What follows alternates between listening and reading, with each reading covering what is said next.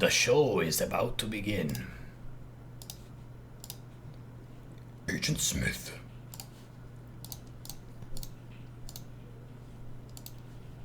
Good evening to you, Zed. Hello? Yo, Oh, hey. how you doing? Oh, I'm doing okay. That's good. I've given How you are the proper and royal introduction that you deserve. Oh, thank I'm doing well. We're about, you. 5 hours? 4.5 to 5 hours into today's stream. We've had some good games so far. We had a coaching session. And yeah, life is pretty good for the most part. I read a couple of your articles in the most recent weekly news send out thing, and some more on Oh, the cool. Venezuela thing. I did see the bit about the grenades from the helicopter, which may or may not have been true. But one of the things that is really striking about that situation is their economy is so deep in the dumpster that people can't even pay for food. So it's a really major crisis, and I guess it's not super new. They've kind of been down for a while. Hmm. Yeah. Yeah, it stems from the collapse in oil prices a number of years ago. The Venezuelan economy is basically a petro economy. It's heavily dependent on oil exports, and when when the price of oil went down, it really impacted them very hard. And the government was not prepared for it. It had not really saved up a rainy day fund, which is kind of what you're supposed to do if you're a resource-dependent economy like that. Because invariably, the price of the commodity you trade in is going to go down at some point. So you need to have a reserve in place to kind of see you through the hard times. And the Venezuelan government didn't do that, as far as I know. It preferred instead to spend it on a number of social programs as part of the Chavista revolution, as they call it over there. What kinds of social programs? Yeah, sort of the usual repertoire of sort of socialist programs like healthcare for the poor, food for the poor, maybe some infrastructure spending, and probably a whole litany of stuff I either don't know about or can't remember. But basically that kind of thing. Yeah, it's not necessarily wrong, depending on your politics. It's just they didn't balance out, they didn't factor in the inevitable economic downturn, the inevitable fall in prices, and because they didn't, they were kind of caught off balance by that. Yeah, people focus a lot on Venezuela, but there's actually another country in South America that produces a lot of oil and is an OPEC member. That's Ecuador. And nobody talks about Ecuador because they do just fine. They haven't had any problems, and I think I probably need to read more about Ecuador before commenting on it too much, but from what I know, they've done a better job of kind of preparing for the fall in oil prices, and they haven't been nearly so negatively affected as Venezuela has been. And they even have a Chavista government. They had a guy named Rafael Correa, and I'm probably pronouncing that wrong, but his name was Correa, President Correa, and he was in power for a pretty long time. He didn't leave office until I think last year or so. And yeah, I mean, same sort of ideology, same sort of politics, and just completely different outcomes in terms of the economy. Interesting. Well, one of the things that resonates with us as StarCraft players is, and humans, I guess, in general, is how risk-seeking and risk-averse you want to be with whatever advantages you have. So it seems like Venezuela went for more of the risk-seeking of, all right, we have some money to work with right now, let's invest it immediately in something else that we hope will grow. But if there is a crisis, which, like you're saying, given enough time, every country hits some hardship, and if there are no stores in the granary saved up, then you're going to have a really nasty famine. So the risk-averse approach would be to create a buffer for yourself for when things go bad. You can't predict exactly when things are going to go bad because it's kind of happenstance. This random stuff happened and now we're in deep trouble. But I guess Ecuador, they were more risk-averse and they did save up more, or their programs just paid off more? I think more the former. Because I don't think a lot of the Chavista social programs are designed for development. I think it's more about equity and social justice. Mm-hmm. And it's more about giving poor people access to resources that were previously either unaffordable or unavailable completely. Mm-hmm. Yeah, a lot of people in Venezuela and probably Ecuador too have not traditionally had a lot of access to good quality healthcare. And I think we talked a little bit last week about how Cuba sort of barters with Chavista governments, and one of the thing they principally barter is Cuban doctors. And so Venezuela kind of injected those doctors into its healthcare system and that was a part of that program to improve health outcomes for the poor. So not so much meant for economic growth.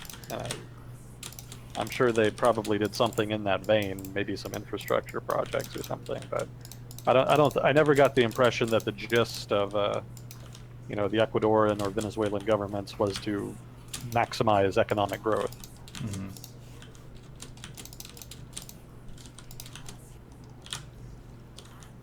Yeah, they when oil prices went down, they didn't really, in Venezuela anyway, they didn't really substantially decrease their social spending, and that eventually led to a devaluation because they were having to borrow money from overseas in order to fund their deficit, the government's deficit, and as they continued to do that, the currency devalued, and eventually, because the economy is so dependent on imports in Venezuela, the price of everything went up considerably.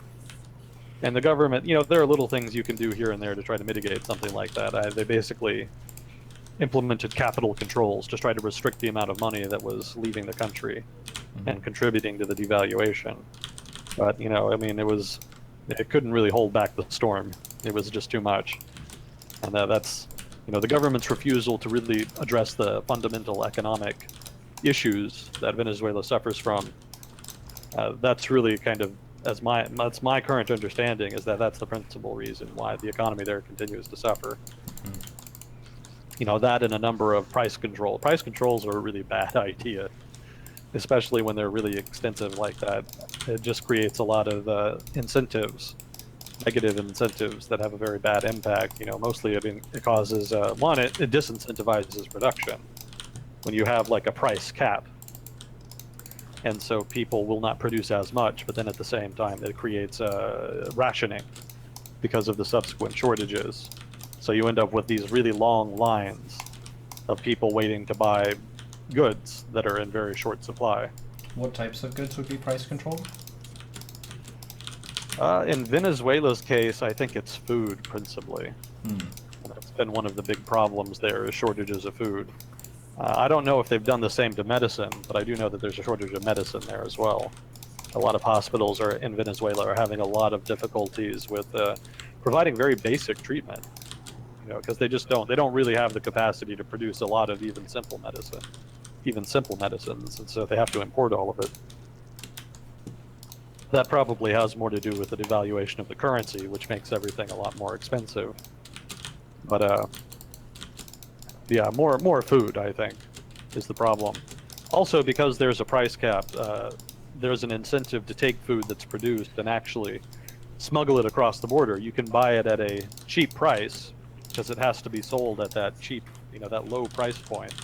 You can buy it then in market if you can find any, and then you can smuggle it over across the border into Colombia and sell it at a market price, which is much higher, and derive a pretty good profit. So that actually exacerbates the shortages, because not only do you have a lack of goods being produced on account of the price disincentive, you also have people who are taking what few goods there are and then taking them out of the market completely, arbitraging them in other markets. Yeah, we actually had that happen here in the United States in the 70s when the Nixon administration put price controls on gasoline.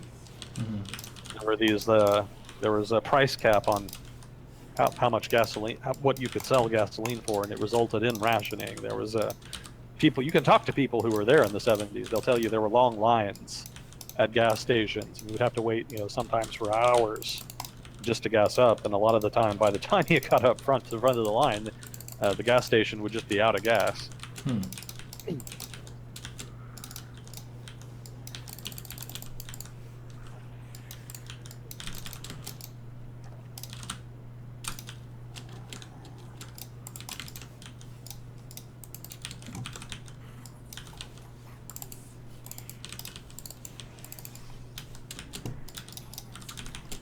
Well, I did want to point out that last week I talked a little bit about WhatsApp. I think I mentioned WhatsApp as an example of social media that kind of is influenced by a foreign government, specifically China. And actually, I was confusing WhatsApp with another app called WeChat, which is what I was saying. WeChat is a Chinese app, not WhatsApp. So my apologies for the confusion. WhatsApp is used really widely in the West. I know Yeah. Central and South America, it's basically a free messaging service, and I think it does have greater privacy perhaps than Facebook or something, but really pretty much everything does, I think. Yeah. But I just wanted to make sure that distinction was clear. I don't have a smartphone, so all of these apps tend to kind of all blend together for me.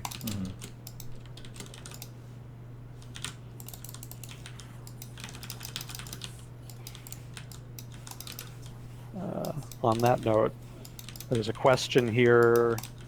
How do you see the race to control encryption affecting the economic relationship between the big three, China, US, Russia? I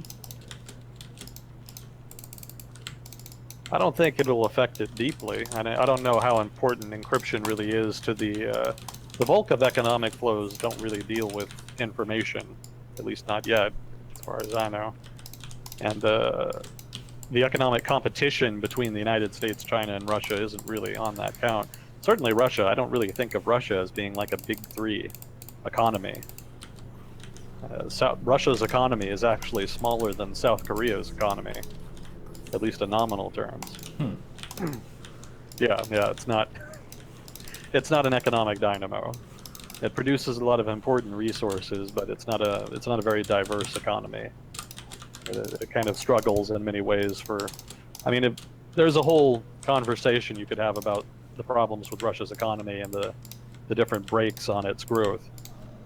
But as far as encryption goes, I don't think it impacts the economic relationship between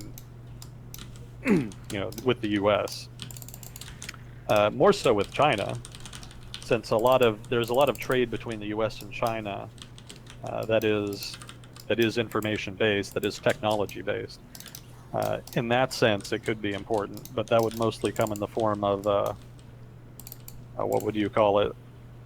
And I almost want to say intellectual property rights would be part of it, because if you make something in the United States, then in China they may or may not respect your patent on that, assuming you were even able to file it and file a patent in China for that. But more specifically, in terms of security, the Chinese argument is going to argue that they have a right to demand that any producer of encrypted information, encrypted social media, whatever you want to call that, the Chinese government will argue they have a right to demand any of those producers create some kind of backdoor or some such thing that would allow them to basically engage in surveillance of individuals using that technology. And the United States government kind of makes a similar argument. It can't really mandate that because there are legal implications for that. There's a whole legal process that kind of mediates that relationship between the government and tech companies. In China, there's no such legal framework. It's just what the party wants, the party gets. The Communist Party of China. And in that sense, there could be some friction, because the United States and other countries, for that matter, could argue that the Chinese government is only making that argument in order to enact a kind of protectionism. You could argue that's a kind of non-tariff barrier to trade, in which you say that, okay, if you want to sell your product in China, you have to have a back door in it. But a lot of companies may not want to do that for ethical reasons, or maybe because they don't want to be associated with authoritarian repression of one sort or another. And so that could kind of be a sort of barrier to entry that protects Chinese producers of technology. I guess that would probably be the principle off the top of my head, because again, I'm not like a big tech guy, but off the top of my head, I would think that would be the biggest impact of this race to control encryption, as he puts it. I think that would be the biggest impact on the economic relationship specifically, since that's what he pointed out in the question. As for China-Russia, yeah, again, it's the same thing there with China-Russia. You know, the biggest part of China-Russian trade is raw resources. Russia produces a lot of, you know, timber, oil, natural gas, whatnot, that it exports to China, but not nearly so much in the way of technology. At least not the social media type technology that would involve encryption.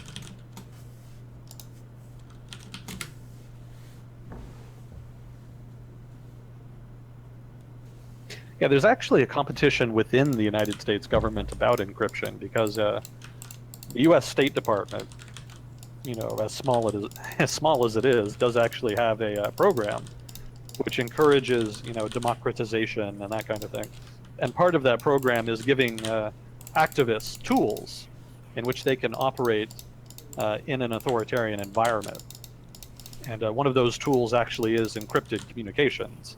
So the State Department helps fund, I don't know if it's companies or if they do it in the form of grants or how they do it, but it does help fund the research and development that leads to encrypted forms of communication. And then over in the military and in the intelligence apparatus, they specialize in breaking encryption. So there's actually a kind of this back and forth even within the United States government about, you know, how much should communications be allowed to be encrypted, and how much, you know, to what degree should the United States government push for there to be a backdoor that it can use to monitor people that it thinks it needs to monitor. So, you know, in a way, I think encryption, you know, the way that plays out will be as important within those countries you mentioned as it will be in terms of, you know, between them.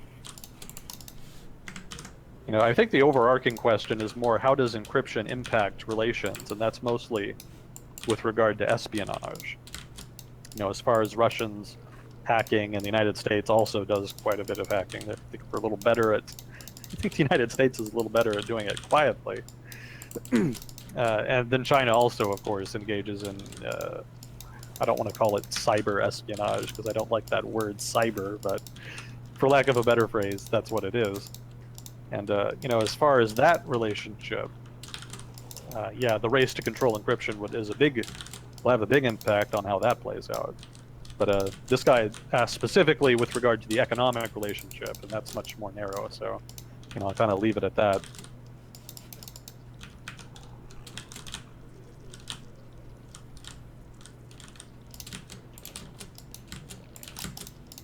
I'm sorry. I'm sorry, Neuro. Did I address that Venezuela thing you brought up? Oh yeah. That kind of slipped my mind there. Yeah, for the most part. I mean, it was a difference in short-term versus long-term investment. Whenever the oil income is good, and then when it goes bad, if your investments haven't paid off yet, then you're pretty much dead in the water in terms of like the infrastructure and economy of where you are and what have you. That was mostly covered. There's a little bit of milling in the chat. I'm not sure if it's a clear question yet, but people are talking a little bit about minimum wage and the benefits of raising or lowering it, or even having it in the first place. And we've touched on that a little bit in the past, and just how that's a pretty broad thing to evaluate, and there are different schools of thought for what the most effective measures are. And I guess it also depends on the development of the country you're talking about, the stability and just the lay of the land, what's happening there. Yeah, it's hard to do.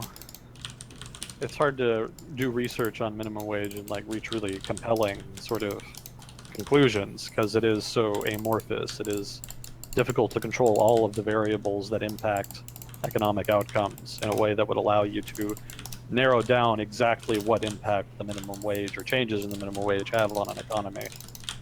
So it's a tough question to kind of address from a research perspective, and that in turn makes it kind of thorny in policy making, because it's kind of almost reduced more to kind of a values argument. You know, is this the kind of value that we have that there should be a higher or lower minimum wage, and then it kind of gets into the realm more of political preferences than moral preferences. And economists don't really do that so much. Yeah. Yeah, we like things to be nice and quantifiable. I think I do know that Puerto Rico is an interesting case study, because Puerto Rico is not a U.S. state, although they might be pretty soon. We could talk about that later. Puerto Rico is not a state, but it actually is subject to federal minimum wage laws and benefits requirements.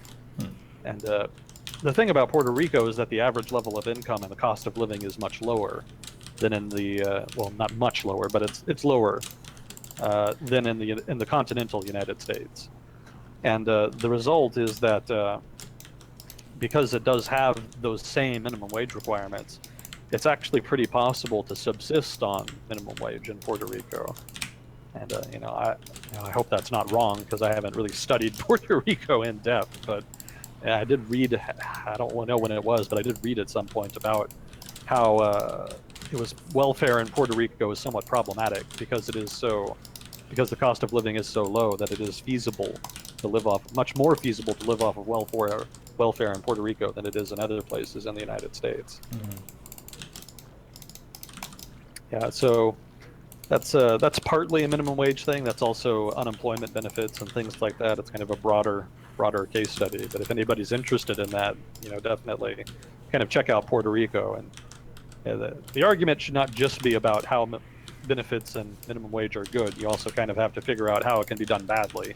Any policy can be done badly, and that's also going to be part of the conversation.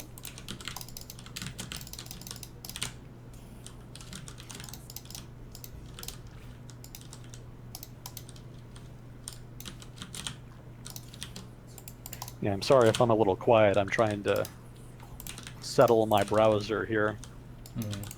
Sounds had too many tabs open at one point, so it was kind of bugged out on me for a little bit there. I wasn't sure if you were trying to talk to me or not before we started, because it had kind of frozen up.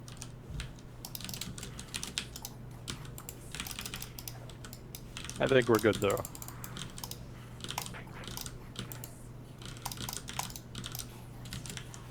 Well, was there anything else you saw in the news that you found interesting?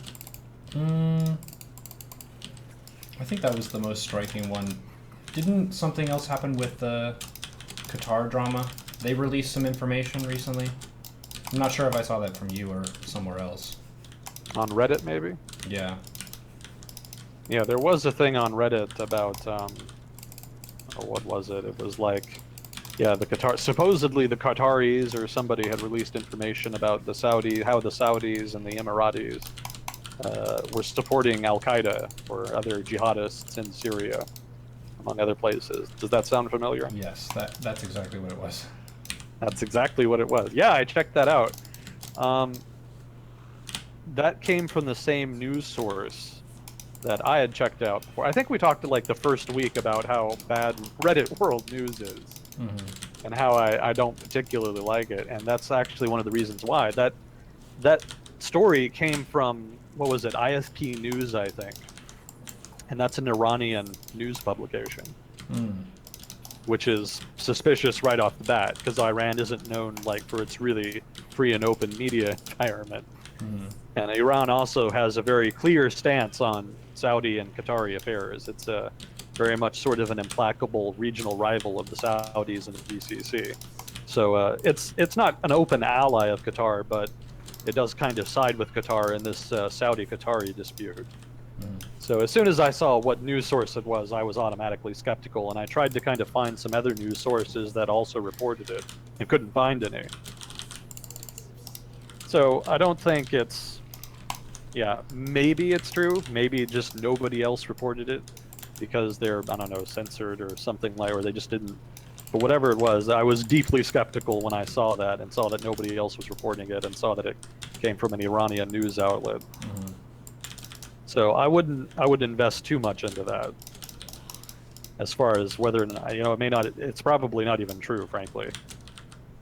I'm willing to admit it might be, but there's, the lack of reporting makes me think it's probably just bullshit. And, again, that's why I don't trust Reddit when it comes to world news. The clickbait is strong. Yeah. The voice of the people can sound a little stupid sometimes, unfortunately.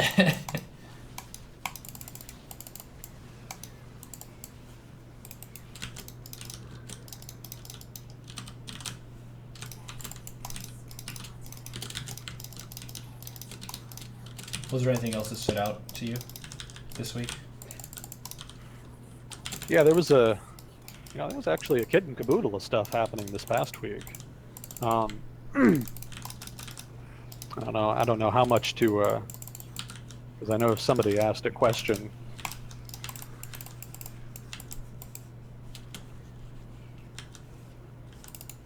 Here's our weekly cryptocurrency question. Another one. Could you speak to the concept of post-apocalyptic representations of currency? Oh, so not cryptocurrency then. For example, in Fallout, the bottle cap is used. The factories are destroyed, so there isn't the ability to reproduce them. How feasible would this realistically be as opposed to recycling the pre-war currency? I'm sorry, I put that fan in the way. Let me think.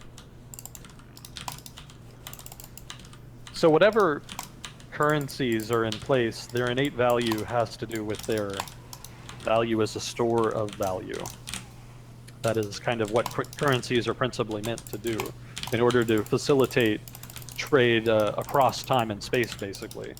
Because the limit of bartering is that it's hard to, if you want to buy something now but maybe don't need it until later, it can be hard to do that with a bartering system. With money, you just pay the guy money, and then you can, then it's settled. Money is much more flexible, basically, as a unit of exchange than anything you can do with just straight-out bartering. That's kind of its advantage. So, in post-apocalyptic representations of currency, anything that is scarce will be a good sort of store of value. Before there were currencies, people would use precious metals like gold, and they would even use things like cone shells or concha. How do you pronounce that? Yeah, conch shells. Something like conch shells. There we go. Just because there was a limited supply, it was pretty unlikely that there was going to be a huge increase in the amount of conch shells floating around, and so that became a useful medium of exchange. So hypothetically, in a post-apocalyptic environment, if bottle caps are relatively rare, then hypothetically that could be a useful kind of currency. It just depends on what society values and what is scarce. Something like water would be probably the most likely form. In the post-apocalyptic environment, in a desert environment, water would be very, very valuable.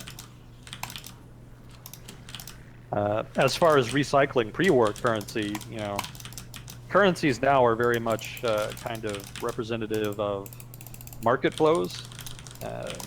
Market flows and being backed by a central bank.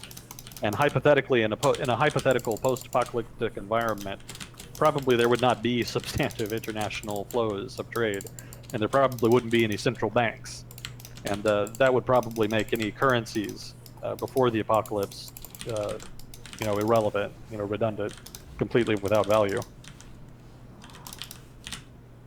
So more likely, if there were an apocalypse, there would be a shift, some new kind of currency or form of currency.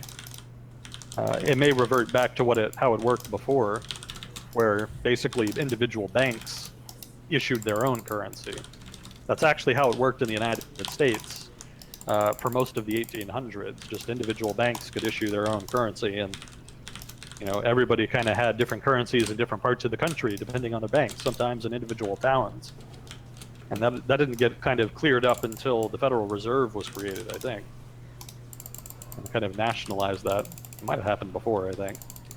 There are a lot of activists in the U.S. I think they're maybe in the neighborhood of conspiracy theorists who are always shouting, "End the Fed, end the Federal Reserve."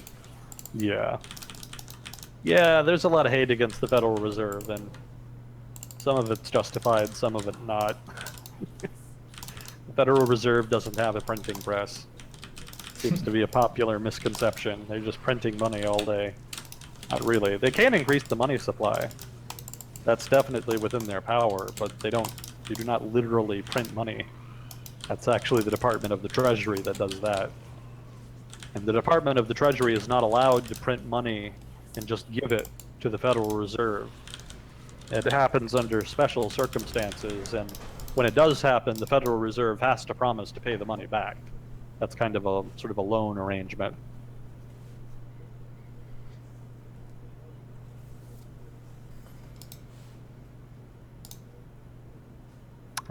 Somebody's asking here, when Obama was president, my parents talked a lot about the sanctions he was putting on Russia, and they were worried it would lead to conflict.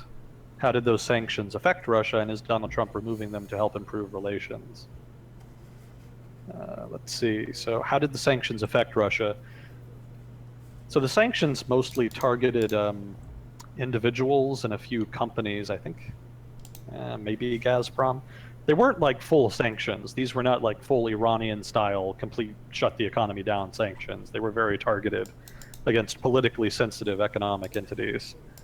And I think you're still allowed to like trade nominally with something like Gazprom, which I think does have sanctions against it. But I think the restriction is that you can't like do some kind of project with them.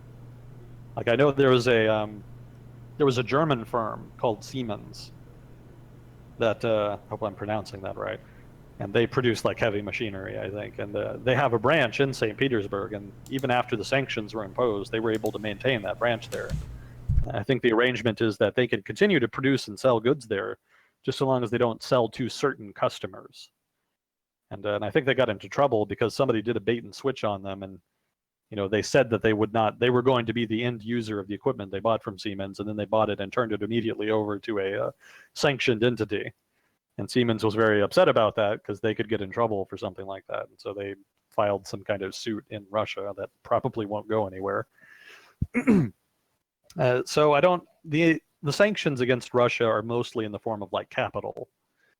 So that's kind of been the biggest impact. There's not nearly as much investment from outside Russia coming into Russia. There's not nearly as much what they call foreign direct investment. That's down substantially.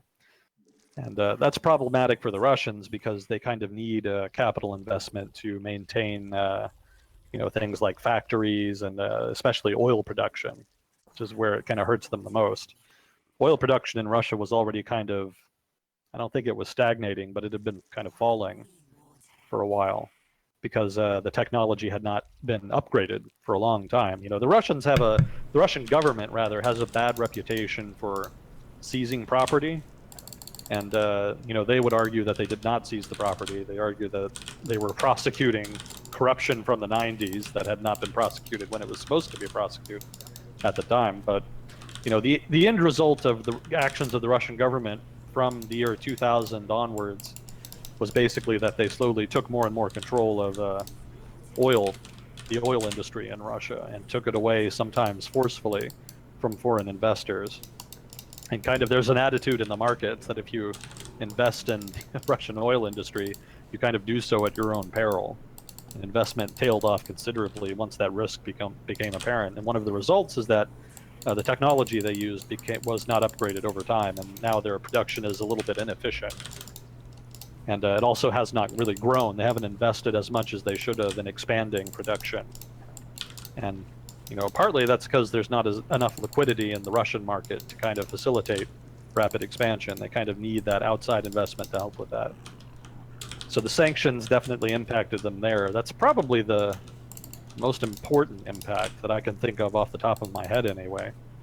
The Russians themselves actually introduced sanctions. They put sanctions on, I think, European agricultural producers.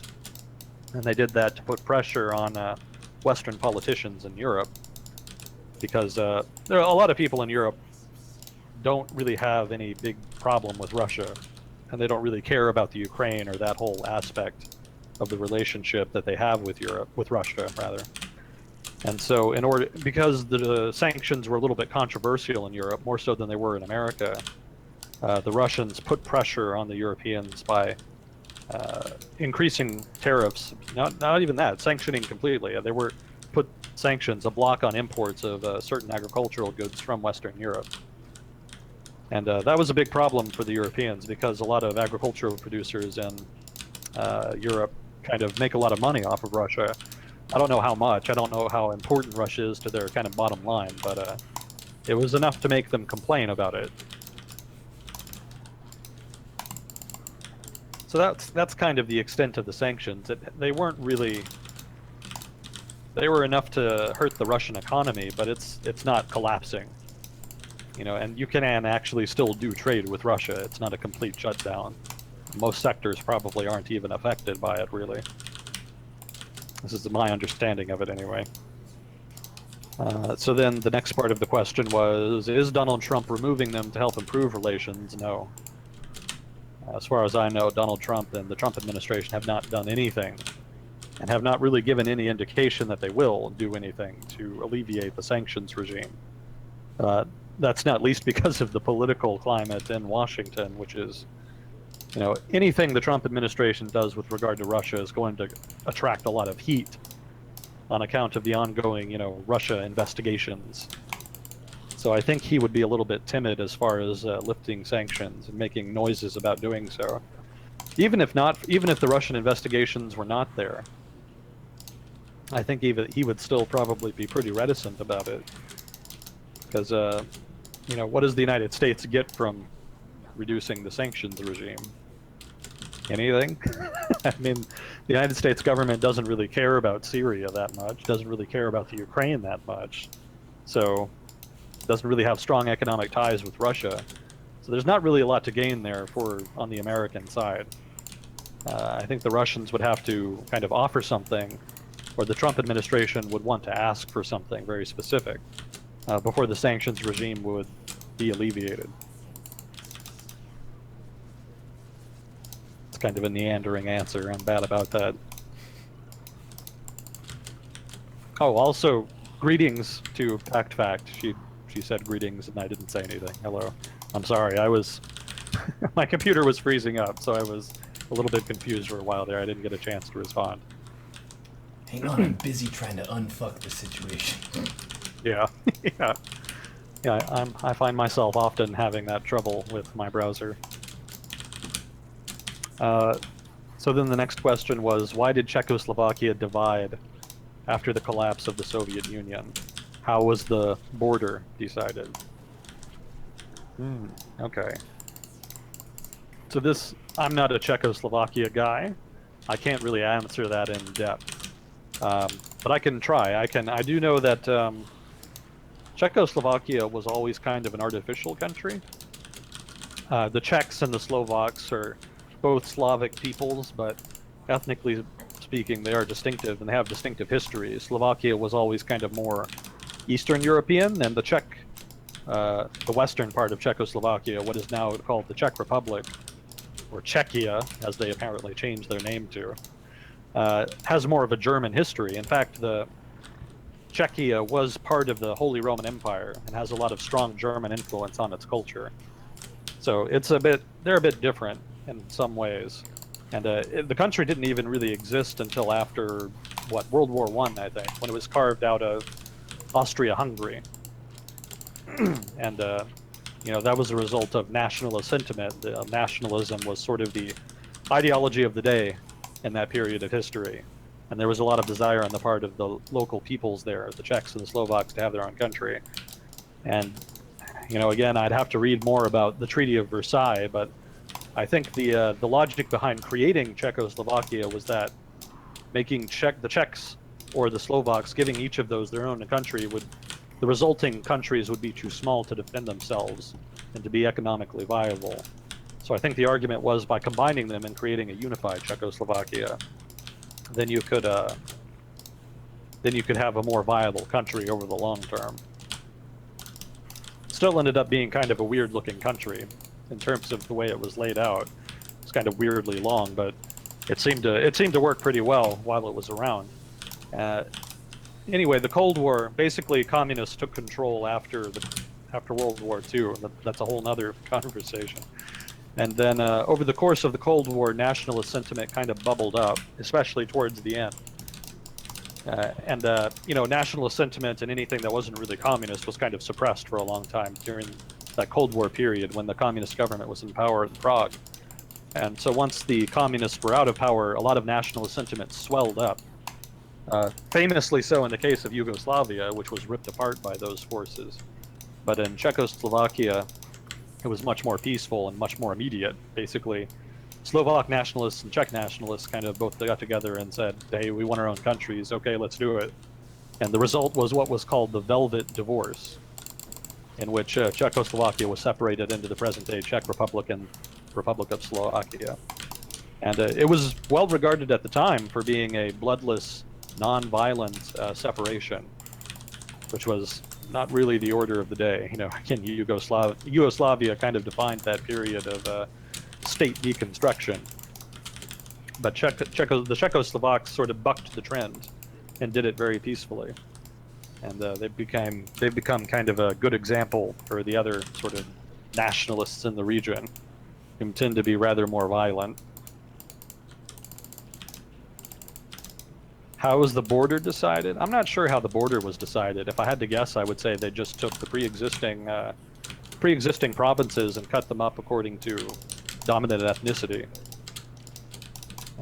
So probably what is now Slovakia is probably just an accumulation, is just the agglomerated provinces of Czechoslovakia that had majority ethnic Slovak populations. That's just a guess, though, so that's not, you know, don't take that to the bank. But yeah, as far as I know, I think they were pretty well distributed. I mean, pretty evenly distributed in their respective regions. Slovaks in Slovakia and Czechs in the Czech part of Czechoslovakia. So I don't think it was really difficult. So I don't think they had to like redraw the whole border from scratch, kind of like what they did with India and partition, which was just a completely artificial process. Or rather, where the borders they ended up with were completely artificial. I think with Czechoslovakia, they just used pre-existing provincial borders to designate the border, I think.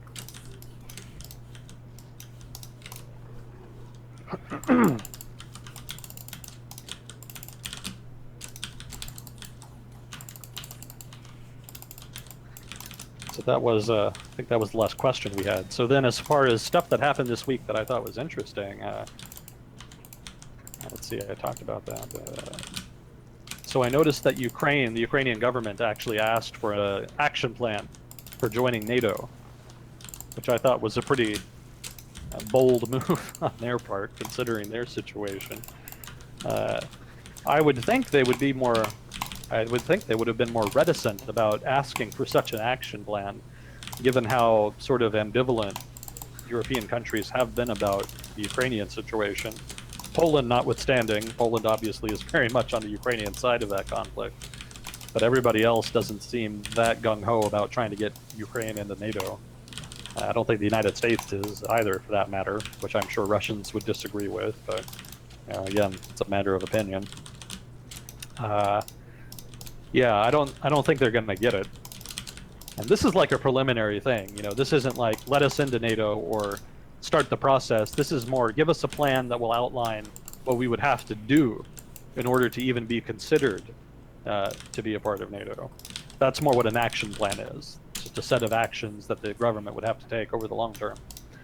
But I don't know if NATO will give it to them, and even if they do, I don't know if they'll ever be able to meet it, because I know one of the preconditions to getting into NATO is that a prospective state has to have no, I think, territorial disagreements. Territorial disputes, rather, and I think that's one of the problems Georgia has. I think Georgia, at least for a while, wanted to be into NATO, but the problem was that they had territorial disputes with separatist republics and South Ossetia. I actually called it North Ossetia last week. It's South Ossetia and Abkhazia, and those issues are not going away anytime soon because Russia, after the 2008 war, recognized those two separatist republics as independent countries and has peacekeepers there. So the Georgian military is not likely to be able to eject them, which means that the Georgian government's options basically are recognize their independence and then end the territorial dispute that way, or try to come to some accommodation with Russia and the separatist republic, the leadership of the separatist republics. neither of those is particularly likely for political reasons. So Georgia is probably just stuck outside of NATO, barring some kind of change in NATO doctrine, NATO policy. And Ukraine basically has the same problem because they also have territorial disputes with, with Russia as far as the Crimea, which they're almost certainly not getting back, and also with regard to the, I think it's the People's Republic of Lugansk and the People's Republic of Donetsk, the two separatist provinces in eastern Ukraine. So long as that issue is there, they're not likely to get into NATO. But they may or may not get the action plan, and if they do, that requirement to resolve those issues would probably be a part of it anyway. So I'm sure in the Russian media there's been a lot of squawking about it. They probably have talked about it, Ukraine, it being representative of the West's conspiracy to get into the Ukraine and make it a part of the West and kind of eject it from the Russian sphere of influence. But I doubt it. It's probably just the Ukrainian government trying to beg for more support from the West that it hasn't really gotten. There hasn't been a whole lot of support for the Ukraine thus far. Again, notwithstanding Poland, which has a particular interest in it.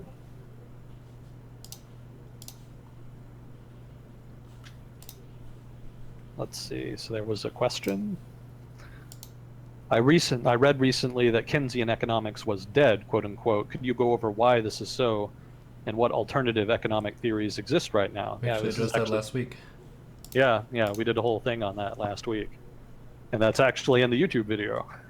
I think that's last week was the one you put on YouTube, right? Yeah. Yeah. So that's pretty much all there, and I doubt I could rehash it all over off the top of my head again.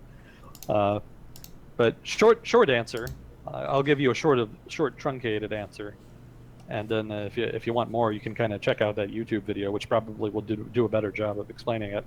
Could you go over why this is so? Keynesianism died in the 70s on account of stagflation, which it could not explain, and as a result, there was an evolution. The field of economics as a whole kind of moved away from it and started exploring alternative theories. And as far as what alternative theories exist now, there's neo-Keynesianism, there's monetarism, and probably a whole host of other minor theories. It's as far as like looking for hard theories of economics, you'd probably be better off looking at schools of thought, because again, like I explained in the video, it's more research in economics is more quantitative now. It's kind of moving away from the more qualitative type of research that kind of lended itself more to theories like that, to broad overarching theories. And again, I kind of explained how there's also a difference between theories in macroeconomics and microeconomics. So that's kind of all there. If you still have questions, feel free to email me. I think the email is still in the Word document, so I'd be happy to kind of engage in some discourse there. That's always fun.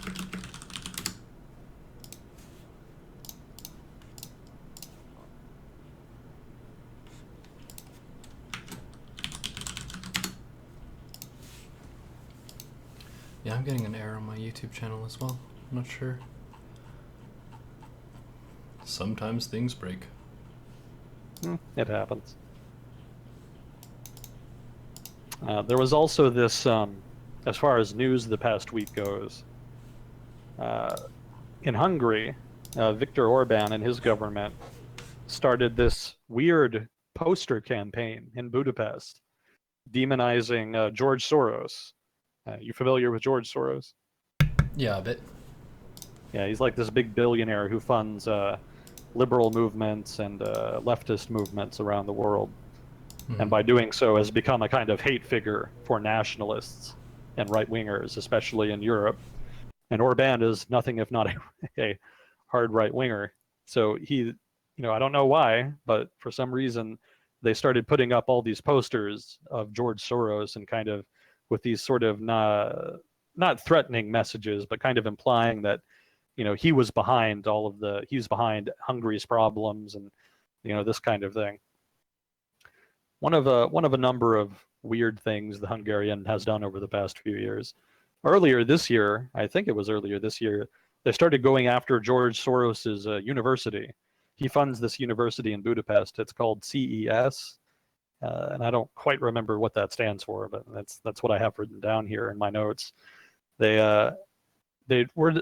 introduced a change in the law in Hungary that would basically require the United States government to give that university some kind of special recognition, without which the university would not be able to continue to function.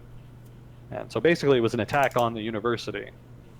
And I think it's part of kind of the Orbán government's overarching sort of illiberal vision of what Hungarian politics should be. You know, Orbán has already come out before in the past 5-10 years and kind of described himself as an illiberal Democrat and wanting to build an illiberal democracy sort of in the Russian or Chinese mold.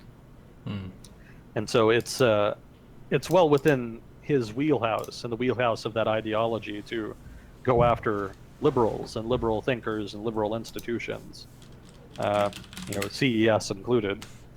But I just thought the poster campaign in particular was very personal and strange, and had a very propagandist feel to it.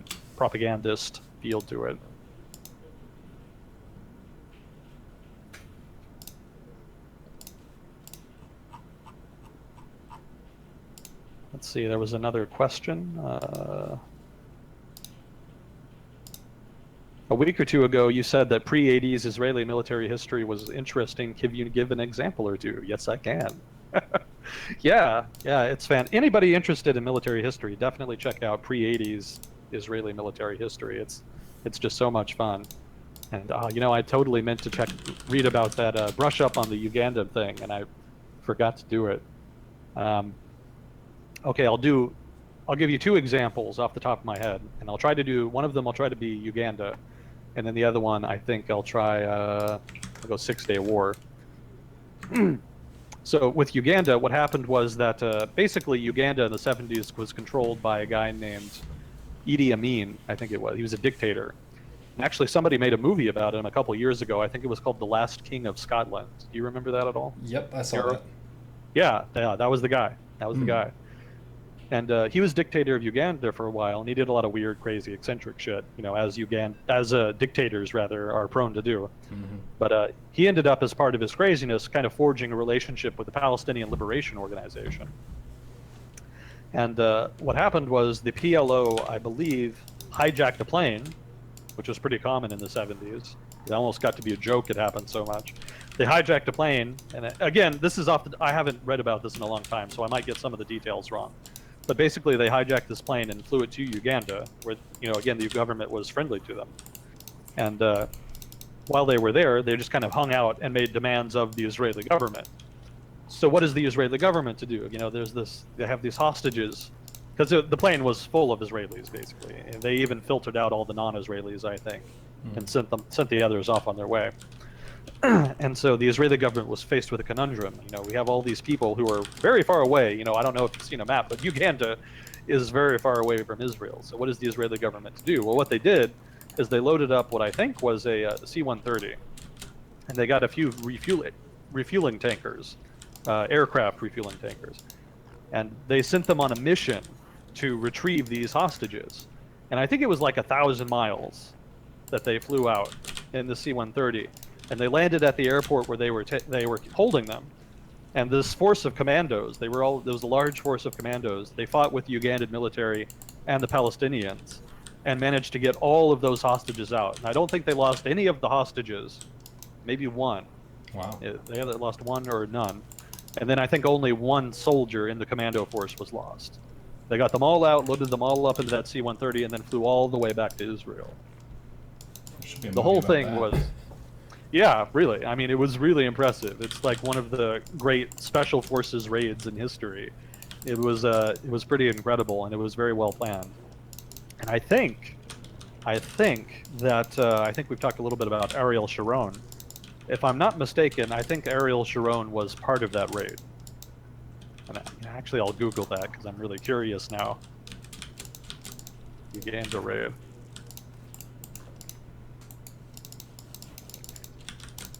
Anyway, some Israeli politician who got to be pretty powerful was in that raid. One of those was one of those commandos. I don't remember who it was. But that's one example.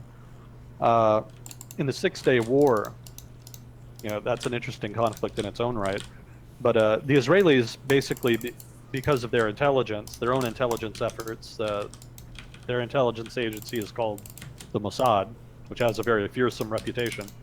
The Mossad, and I think also probably from the CIA and some Western intelligence agencies, they knew that their neighbors were planning to start a war with them. Egypt, Jordan, Syria, and probably a few others. Those were the important ones, though.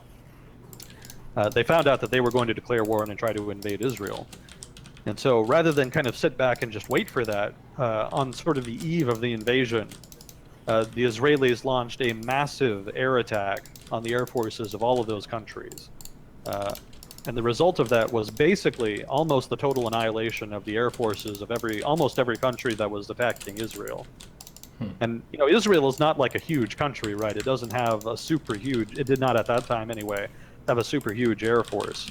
And so that series of raids actually resulted in Israeli airspace being completely undefended, because they had to use almost every aircraft in their air force. And so I think while this raid was going on, there was like one aircraft patrolling Israeli airspace on the eve of this, you know, giant regional conflict. But it was immensely successful. And the Egyptian air, and they basically had command of the air after that for the duration of the war, because they just destroyed all of these aircraft on the ground before they'd even had a chance to, you know, get up in the air to fight them. It was one of the 20th century's most successful preemptive attacks.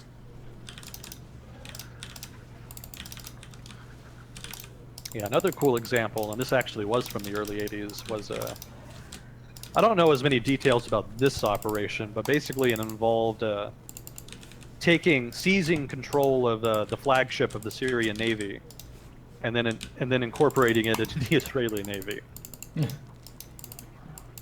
which I thought was pretty impressive. That kind of a ballsy move. Sends a message, certainly.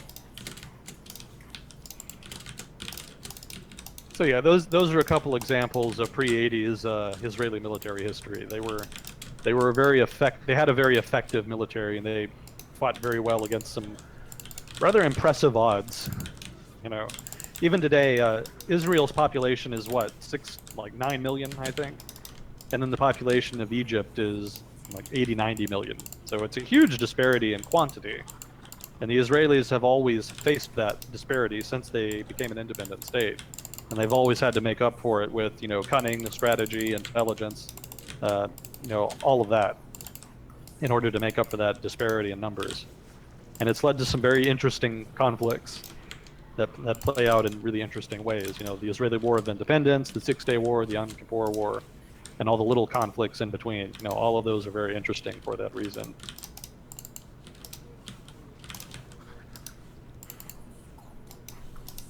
Let's see. So the next question was, I have a feeling that this has already been talked about, but what do you think about the recent exposure of Trump Jr. meetings with the Russians? Yeah, I don't read much into it, because there's not a whole lot of there. I mean, it does look bad, and it probably does break with a few norms. You're not really supposed to be that excited to go and get information like that. But you know, the inevitable defense, and I think they have already come out and made it since then, is that you know, they have information about the corrupt dealings. They were trying to find information about corrupt dealings of a major political actor in the United States, that being Hillary Clinton, and I think they would justify it in that sense. And they would probably argue that if they'd found anything, they would have immediately turned that information over to the authorities, because of course we can't have corrupt politicians in the United States. So, in that sense, that would be their defense. And I don't think they really technically broke any laws by doing that. It's you would have a really hard time bringing a case there. I think the significance really is just in the way it paints the Trump administration and the people under him. And I think even more significant is that it's going to create a lot more suspicion, and probably deepen the whole Russia investigation, or series of Russian investigations. I think it's multiple now. So in that sense, I think that'll be the principal impact going forward. But in and of itself, you know, meh. I don't think it's really something you could crush the administration with.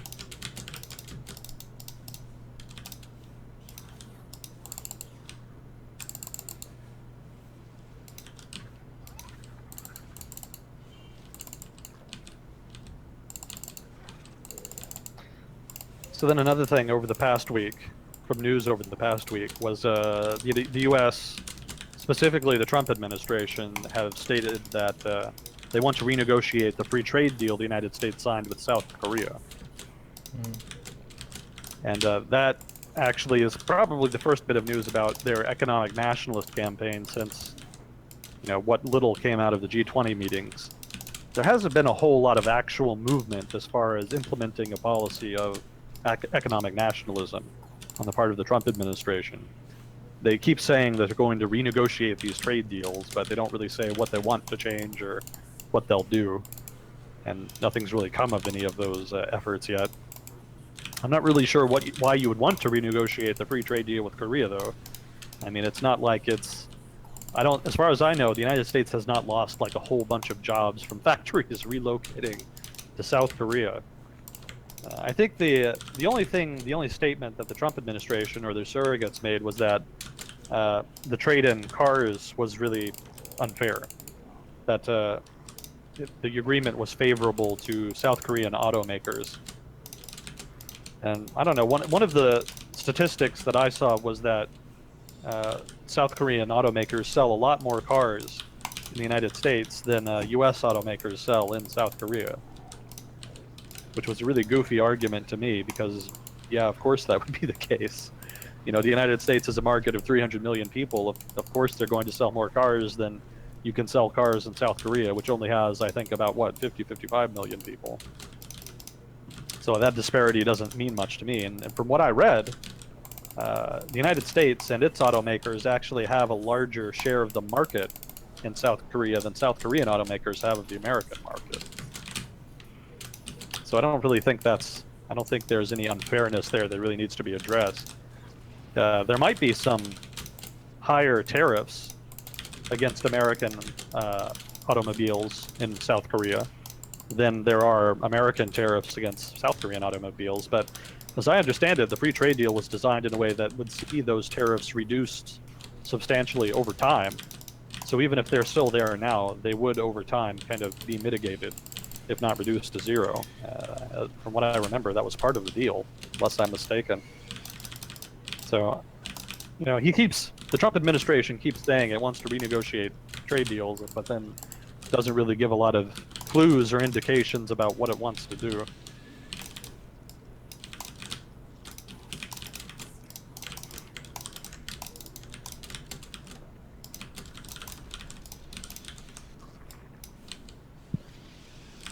And then I thought this was pretty interesting. Over the past few months, the Canadian government rather, has really stepped up its lobbying effort in the United States. Because there's some concern on the part of Canada, as well as other allied countries, that the United States is going to substantially cut back on, implement trade barriers that substantially hurt their economies. So one of the examples I found was that the state of New York was considering implementing a new rule that would limit public procurement in the state of New York to basically American-made goods. And the Canadian government kind of got wind of that. There's a lot of trade between the state of New York and Canada since they share a border. And so the Canadian government hired a lobbyist firm, I think in Washington, to go and kind of talk to representatives from the state of New York and make it clear that if they passed such a law, that the Canadian government would have to reciprocate against the state of New York and implement trade barriers of their own. And when that was made apparent, the New York State Legislature actually backed off of the measure in question. And they've been doing a lot of that. Justin Trudeau, the Prime Minister of Canada, has been doing a tour of the United States, and the headline I read the other day was that he told a group of governors to avoid the quote-unquote America First motto, that it was bad for trade and that the policies inherent to such a policy would be bad for the economy of both nations. So Canadian government has really been pushing pretty hard in terms of lobbying and in terms of politicking on the part of its representatives to try to mitigate any effort by the U.S. government to implement America First type policies, to implement economic nationalist policies.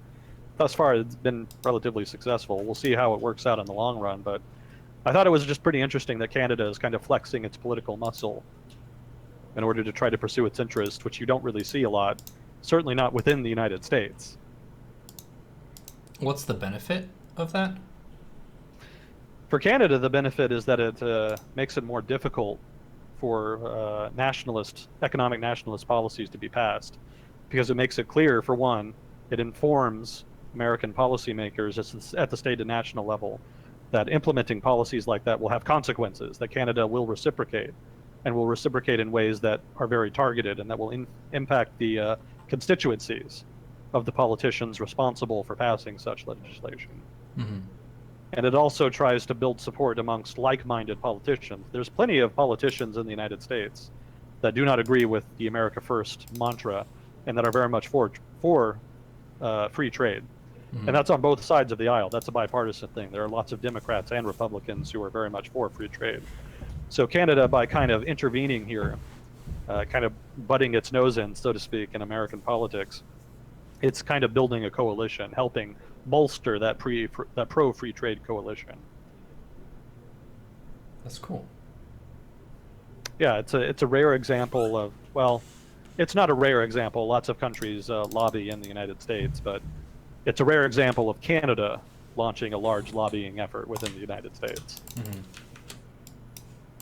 I think compared with the Obama administration, they have a lot more reason to try and take an active role, rather than if exactly. He's rather left-leaning and they're rather left-leaning, then what's the point, really? But they can kind of strike while a lot of people, like you said, on both sides of the aisle are a little bit upset with what Trump is doing. They're like, okay, well, we're on your side and we can help kind of lift up that voice with our Canadian superpowers.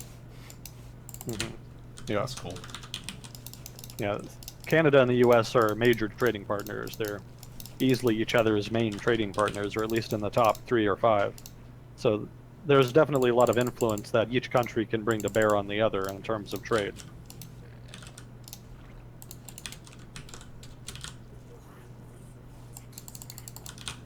I also was reading a little bit more about Qatar, and a few points, basically, just kind of scattered miscellaneous points. Qatar depends a lot on cement imports for infrastructure projects. Apparently, not a lot of cement is made in Qatar. And so part of the sanctions regime put in place by the GCC against Qatar could be intended to specifically put pressure on, for one, infrastructure projects within Qatar, but more specifically about infrastructure spending relating to the World Cup, which apparently Qatar is hosting. I don't know, I'm American, I don't care about soccer, so I don't know about such things. Apparently Qatar is hosting some kind of big soccer thing. And as part of that, they're having to build up a lot of infrastructure, building a lot of buildings and, arenas, stadiums, what have you. But because there's a shortage of cement now, and probably will be going forward, this sanctions regime could place into doubt whether or not Qatar is ready for that event. So part of the pressure being brought is not just economic; it's also kind of image. If Qatar is not ready in time for that major event, that would be very embarrassing. Mm-hmm. So that's kind of part of what the sanctions are intended to do, and part of the pressure being brought to bear. One of the reasons for the breakdown in relations, I think we've talked a little bit about it before, it goes back a long way, really. But another one of the reasons for the break in relations that I thought was pretty interesting was that a Qatari hunting party was captured while hunting in Iraq by extremists, basically a radical group. And if you wonder what kind of hunting you can do in southern Iraq, which is mostly desert, it's actually I forgot what it was called. It was basically it involves hunting with hawks. That's actually a big tradition. There's a large, long-running tradition in the Middle East of hunting, small animals of what have you, with hawks that are specifically trained to go and hunt them, kill them, what have you. And I think it's falconeering. I think that's what it's called, something to that effect. Falconry, yeah. And so they were engaging in some falconry in southern Iraq because they've hunted a lot of the prey to near extinction in other parts of the Middle East. So southern Iraq is kind of a more fertile hunting ground. But then some radical group found them out in the desert and captured them and demanded a fairly substantial ransom. I mean, they knew they were members of the Qatari royal family, and you can get a lot more from a royal... In terms of ransom, you can get a lot more for a royal family member than in just some guy. And the eventual agreement ended up being, I think, about $1 billion, from what I read, which is a lot of money. And a good chunk of that ended up going to... the GCC, anyway, alleges that a good chunk of that money ended up going to Iran. And southern Iraq has no shortage of, radical groups with ties to Iran, so that is at least believable. But the fact that Qatar paid that ransom was considered a kind of betrayal, apparently. That very much upset the Saudi and Emirati governments, which kind of saw it as a form of complicity on the part of the Qatari government with the Iranians. The Saudis very much want a hard line against Iran and its proxies. And so they don't want any money, any kind of cooperation with Iran or its proxies. And so I'm not really sure what the alternative was, besides paying the ransom, maybe ongoing negotiations or some kind of military action. That may have been what the Saudis had in mind.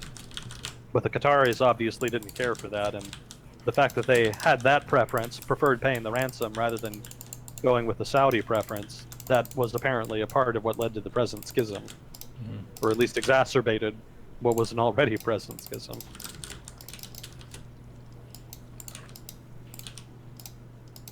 The Qataris have somewhat weak institutions as far as tracing money, apparently, because one of the big allegations made against the Qatari government is that they support terrorism, and supposedly that's why the Trump administration kind of came out and condemned them after their trip through the Middle East.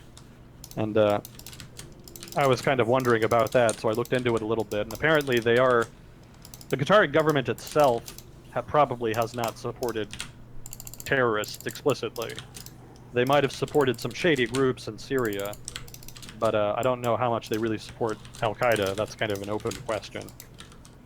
But I doubt it's something like the Qatari government actively conspiring to perpetrate terrorist attacks against Western targets or Western interests in the Middle East, anything like that. I think if it happens at all, it's probably very targeted in Syria. Well, as but more specifically, in some of the other stuff, the definition of terrorism isn't super clear, and a lot of people use it just as a tool to talk shit about people they don't like, basically. Yeah, we don't like this group. Oh, they're terrorists. Yeah, pretty much. But more specifically here, the criticism I found was that the Qatari government has not invested as much as it should in terms of trying to trace the efforts by Qatari citizens to send money to radical groups. And apparently on that count, there are institutions in place, but they're not particularly effective. And more to the point, whenever the West, like American institutions or Western institutions generally, give the Qatari government leads about Qatari citizens that have been found or are suspected of giving funds or support to radical groups. Upon receiving that information, apparently the Qatari government has not been particularly active in pursuing those leads. Apparently there has been some foot dragging. Whether that's evidence of conspiracy or evidence of inefficiency in government, that's kind of up to the individual to decide. I haven't investigated or read enough to kind of make that determination. But apparently there is some merit to that allegation of supporting terrorism, but just not in the sense that the government is out and out doing it. It's more that the government is not doing enough to curtail its own citizens from doing it. Let's see. Also, I thought this was really interesting. Apparently, the Saudis and Emiratis conspired to try to perpetrate a coup attempt in Qatar in the 1990s. Such is the bad blood between the royal families that they thought that would be a good idea. It didn't work, and it helped kind of solidify that sort of blood feud there between the royal families. But I thought that was kind of personalizes the conflict a bit. I hadn't known about that angle.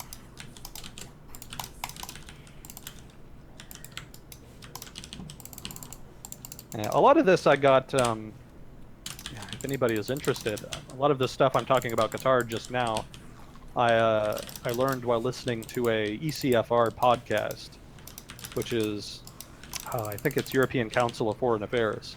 Yeah, they have a whole series of podcasts, and if I'm remembering correctly, I was listening to one they had on Qatar, and this was, that's where I get a lot of this stuff. One thing the Qataris might do in order to pressure the United States to kind of get on their side is demand that they sort of pick a side explicitly, either side with them or the Saudis, and that if they don't side with them, they may eject the United States from its military base in Qatar, which it could do. The United States has bases in other countries at the discretion of the governments of those countries. So if they were to ask us or demand for us to leave, we would have to, unless there was some kind of contract in place, in which case they would have to wait until the contract was out. But they could do that too. They could just say, all right, well, we're not going to extend your lease of this land and allow you to stay here. I don't think that's likely, though. I think the Qatari government benefits from having that base there, in the sense that it kind of acts as a deterrent for more militant radical action on the part of the Saudi government. You know, the Qataris do share a border with Saudi Arabia, and the Saudis have shown in the past, especially with regard to Bahrain, that they're not above sending their military in to help with certain internal affairs problems. So having an American military base kind of acts as a deterrent to such an intervention on the part of the Saudis. And I think the Qataris would prefer to keep the base there for that reason.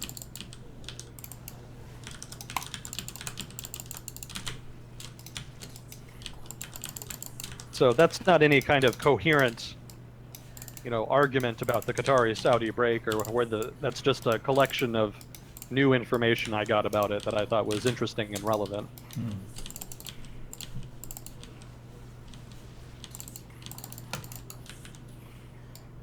So, but there was some more questions here.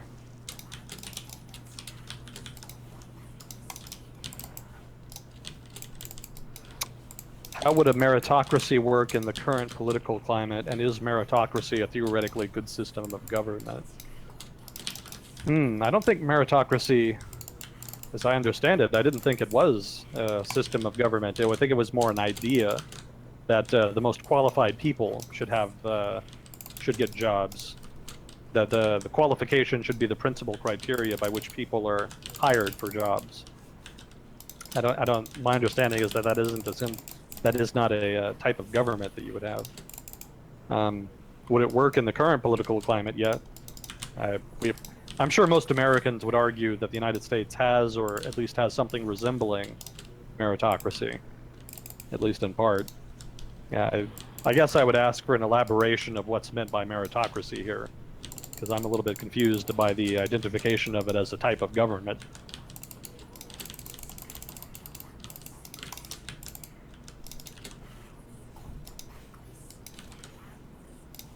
Is it a theoretically good...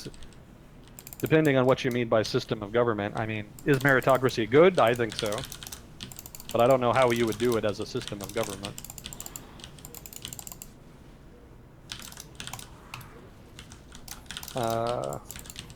Is South Sudan's civil war coming to an end?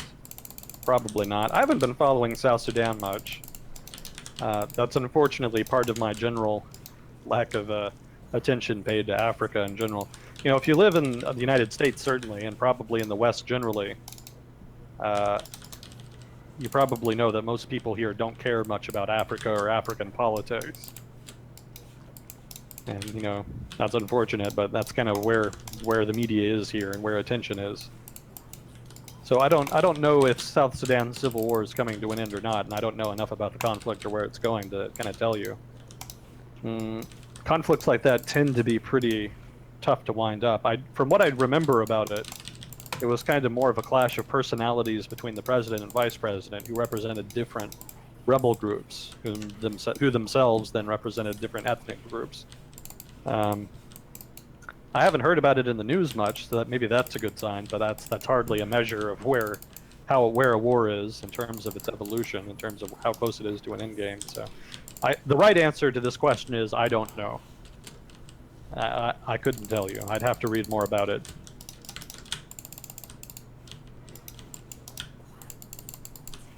Yeah, I do remember the Obama administration was a little bit embarrassed about South Sudan because the Obama administration had played a significant role in negotiating an end to the Sudanese civil war, as it was called then, which was during which time South Sudan was trying to break away from Sudan and help negotiate the peace that it resulted in South Sudan gaining independence.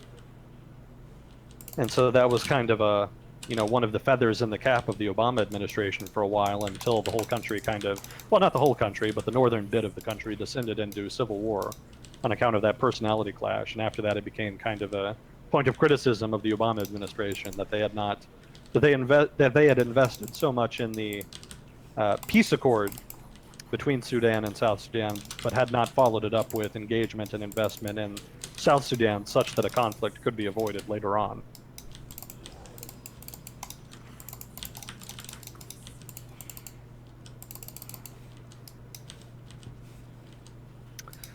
To what extent, if any, are current macroeconomic theories useful or accurate at predicting the effects of policy changes?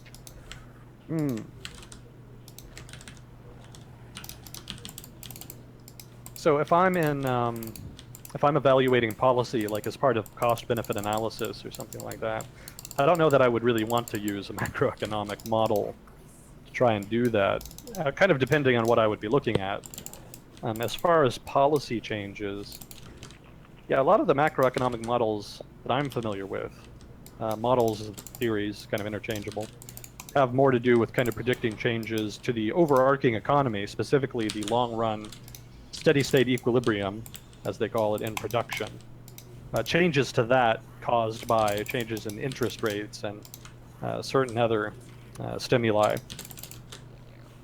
As far as that goes, those are relatively accurate, but those are very general. It's very, I don't think you would use those for specific policy changes. That's more for general policy changes. Like if you wanted, like a given model might predict that if you increased, labor demand, increased the employment, increased or decreased interest rates, in general, changes like that, a model could use to predict an outcome. And in that regard, relatively accurate as far as I know, but I don't know how useful it would be for like a specific change, the kind that you would really dig deep into like a real cost-benefit analysis. I don't know that you would really use them for that so much. That's like a whole different kind of school of thought. In fact, in cost-benefit analysis, I think you would more use microeconomic theories. I hope that sufficiently answers the question. That's off the top of my head. That's what I can get. That's what I got.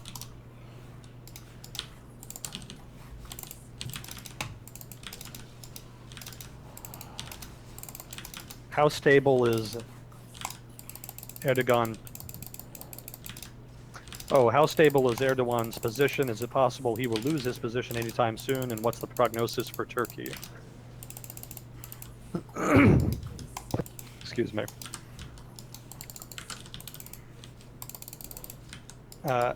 His position is pretty strong. Well, that much is obvious, probably. He has a good amount of support. I think somebody was mentioning before that a lot of his support came from the government's de facto control of the media, coercion of the media would be more accurate. But I kind of my counter argument to that was that even if that's true, even if some of his support does come from that, I still think most of his support is still genuine, that there's a lot of populist sentiment in Turkey from people who felt oppressed and who felt that their ideas, their identity was suppressed by the previous secular nationalist government of Turkey.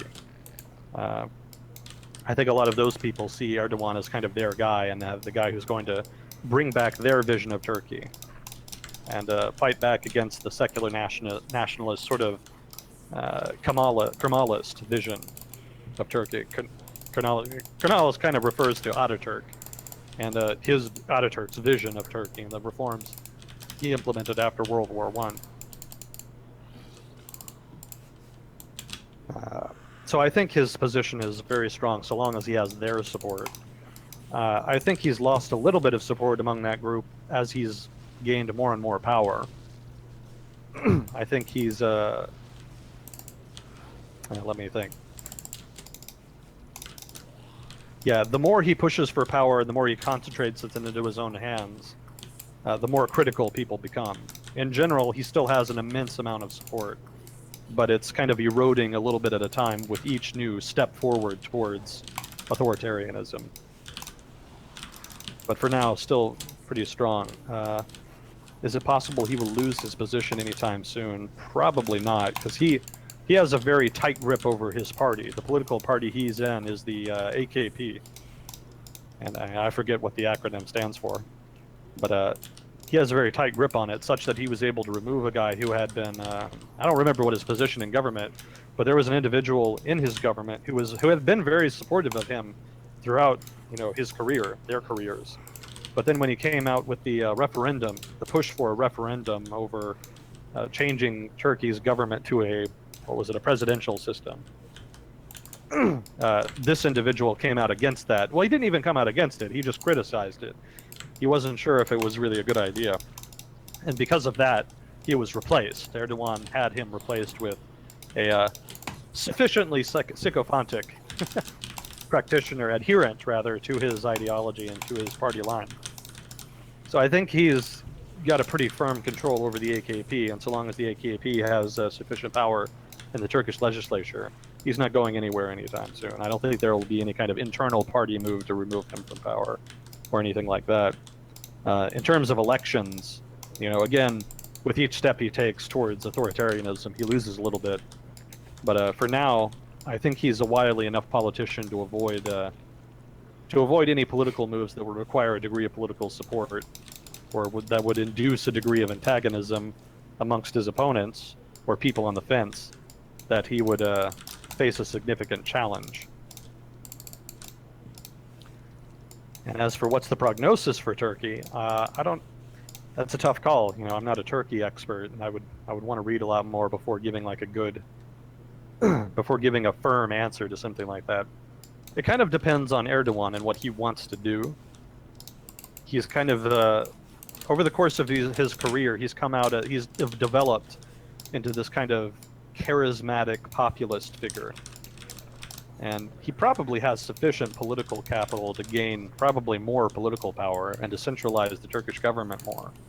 But he's done it so much already that he's kind of quickly reaching that event horizon beyond which he can't really deny that he's turning the country authoritarian. And I think once he really reaches that point, that'll kind of determine where things go, where Turkey turns. Because if he explicitly takes measures that makes Turkey authoritarian, that makes the government an authoritarian government, at that point, he may or may not have enough support to do that. And I think whether the Turkish public writ large and whether people who support him but might be more critical of that kind of move, whether they turn on him at that point, that'll kind of decide the future of Turkey. In my opinion. Again, my opinion doesn't necessarily carry for much in this regard on this topic, but that's kind of how I see it. And, whether or not he wants to do that depends on him and his ego. He's a little bit of an egomaniac from what I've seen of him.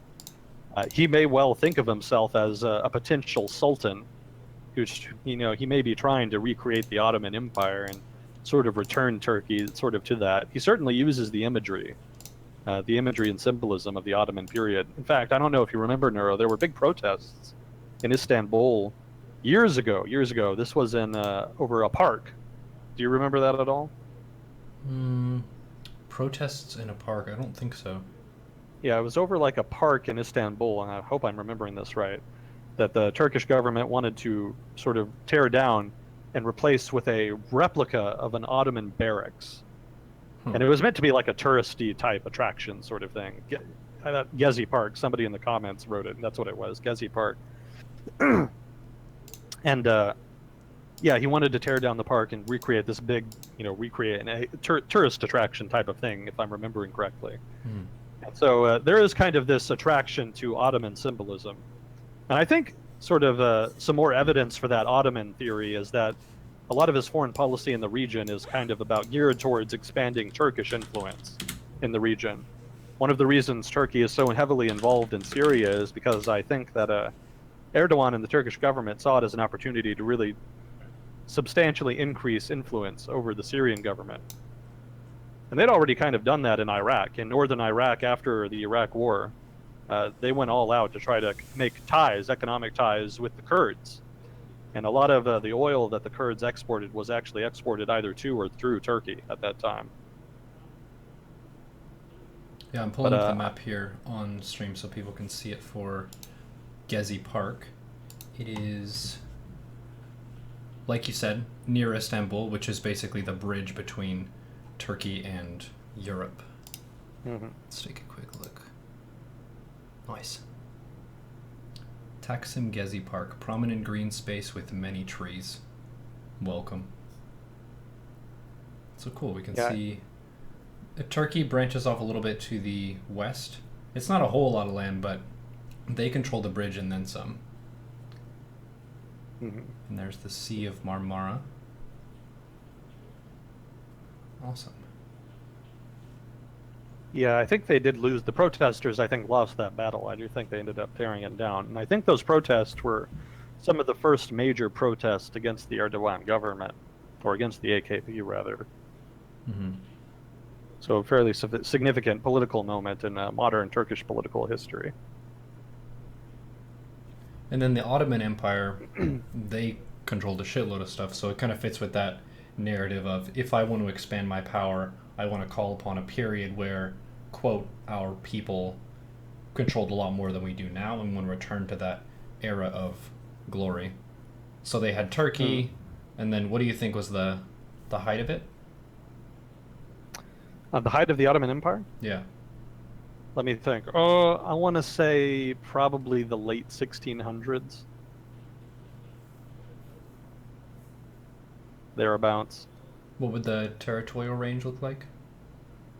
Ooh, let me think. So at the height of Ottoman power, they were actually laying siege to Vienna. Oh wow, And Italy. Yeah, well, pretty close, yeah, up there in southeast. They had most of the Balkans, a good chunk of Romania, pretty much all of Bulgaria, most of what became later Yugoslavia, and a good chunk of Hungary as well. That was up in Europe. In the Middle East, they had, at varying times, almost all of Iraq, all of Syria, the Levant, Egypt, and actually, I think at that time they still had control of the coast of Libya and the coast of Algeria. So that goes all the way into most of the coast of North Africa belonged to them at that time. And then they also had sort of this coastal strip of what is now Saudi Arabia. So they actually controlled Mecca and Medina, the holy cities. And then I think that stretch of coast they controlled extended all the way down to Yemen, into the Yemeni coast, what is now the Yemeni coast, rather. And then, of course, they also controlled a good chunk of the Caucasus. Mm-hmm. Yeah, so it was definitely a substantive empire. It was immensely powerful at its height. Europeans fought with each other like cats and dogs over everything over the course of their history, but fear of the Turk was a unifying factor because they were so powerful and threatening. Yeah, probably one of the reasons that the Ottomans were not able to conquer Europe is because they also had to worry about Iran. The Persian Empire was also very powerful, and they fought like cats and dogs with them as well. In fact, one of the interesting things I thought about the 30 Years' War, and I want to read more about it, is that the 30 Years' War was an immensely destructive conflict in Europe over the course of the 1600s, and the Europeans were just shredding themselves, just immense casualties. But out of all the discord, the Ottomans never really did anything, and you'd think they would. You'd think they'd take the opportunity to kind of jump in and grab some land, and they didn't. And from what I saw, I think one of the reasons was that they were kind of too busy fighting the Persians. They were fighting with the Persians over the Caucasus and territories there. There was also a lot of internal political discord in Turkey over the course of its history, but fighting Persians was kind of one of them. The Persians were sort of de facto European allies in that regard. Mm-hmm. The kind enemy of of worked my out enemy. pretty well. Yeah, exactly. Yeah. So as for prognosticating Turkey, uh, yeah, it depends on how much power Erdogan wants, what his vision is for Turkey. You know, if he wants to recreate the Ottoman Empire and whether he wants to be the next sultan, that's going to be problematic for a lot of reasons and for a lot of people. But he could make the push if he wanted to. On the other hand, if he's just a really wily, clever politician who wants to concentrate as much power as he can, he'll probably stop before he gets to a point before there's too much opposition. So it just depends on him and how the political culture in Turkey evolves over time.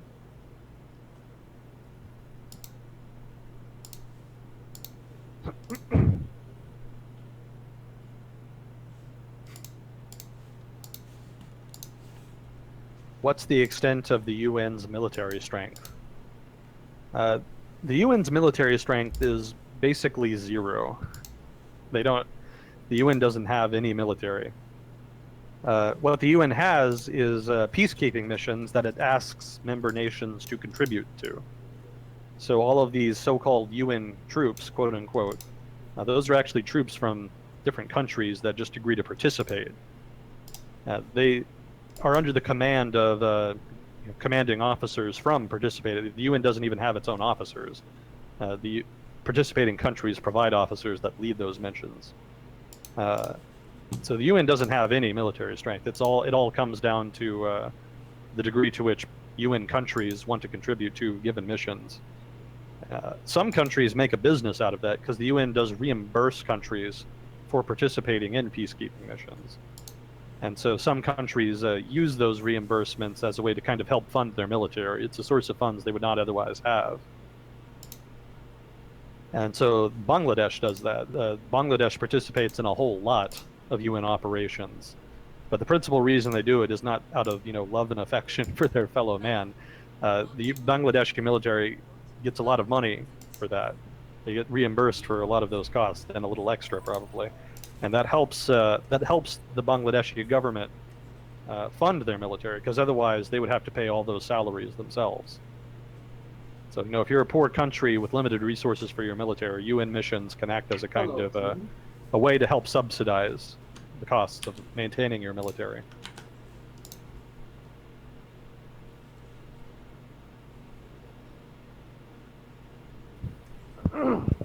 Doing some little quests for the UN, get some gold, so we can make our own stuff stronger. Yeah, that's it in a nutshell. The majority of it is, if you cross the UN or go against our wishes, then we will be very upset with you. And you don't want that, right? Yeah. Yeah, unfortunately, the UN is not a particularly intimidating organization. But that's not their fault. The UN was not designed to end all conflict in the world. It was designed to be a venue in which countries could come together and kind of settle their differences. Mm-hmm. And even that was originally intended more just for great powers. It wasn't, the great powers of the world, such as they were when the UN was created after World War II, were supposed to take responsibility for policing their respective regions and spheres of influence. So really, the UN was only supposed to be a venue for great powers to kind of negotiate differences between them. Conflicts that arose within a great powers area were not the responsibility of the UN so much as the great power operating in that area. And that kind of understanding fell apart a bit after once the Cold War really got started. The Cold War very much mitigated that. The Soviets were not a trustworthy partner as far as the West was concerned. And then the collapse of European empires removed what was supposed to be the European quote-unquote police force in Africa and South Asia. I actually thought it was pretty interesting. The Soviets were shocked that the British evacuated India. They thought they would never leave. And then they did. The Soviets couldn't believe it. So the lack of a great power presence in South Asia and Africa surprised everybody and sort of undermined the original intent of the UN. But even after that, the UN was never really intended to be like the final arbiter of international conflicts. That's just a place to kind of get together and discuss issues and maybe, hopefully, discuss peace accords. So I don't think it's the UN's fault, or that it should really be blamed for not, bringing peace to the world. That's not what it was designed to do.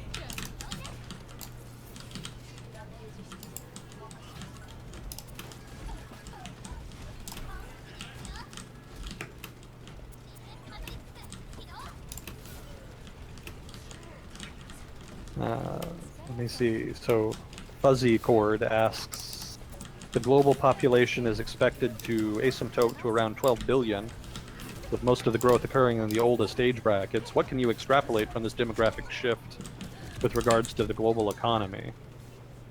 I mean, probably, basically, the world will look like developed countries now. It's the same problem that's faced on a lot of European countries and Japan, where you have the declining populations, where you have fewer working age people sort of having to pay for more and more older retired people. So right now that's a problem in the developed world exclusively almost, but in the future, once that happens in the rest of the world, it'll be a global issue.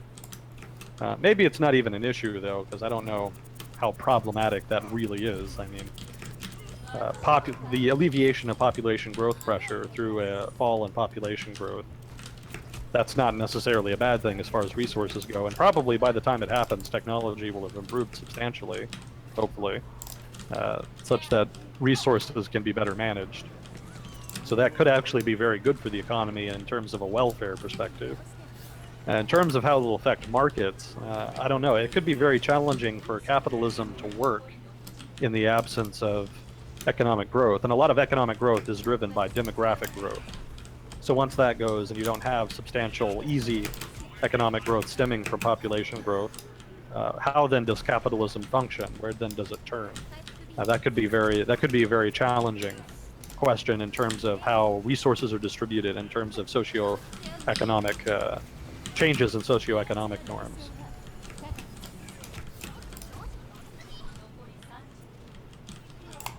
Yeah, I think as far as extrapolating what the future economy will look like over the next 100 years, demographics will definitely be a part of that, but I think the bigger question will be, how does technology evolve? And we've had lots of people, in the comments and whatnot, ask about universal basic income and that kind of thing, and how technology and automation are going to affect workers. And, those kinds of questions are probably going to, well, more accurately, the answers to those questions are going to more determine how the economy in the future looks. Probably a lot more than demographic change, although again, demographics will be a part of that.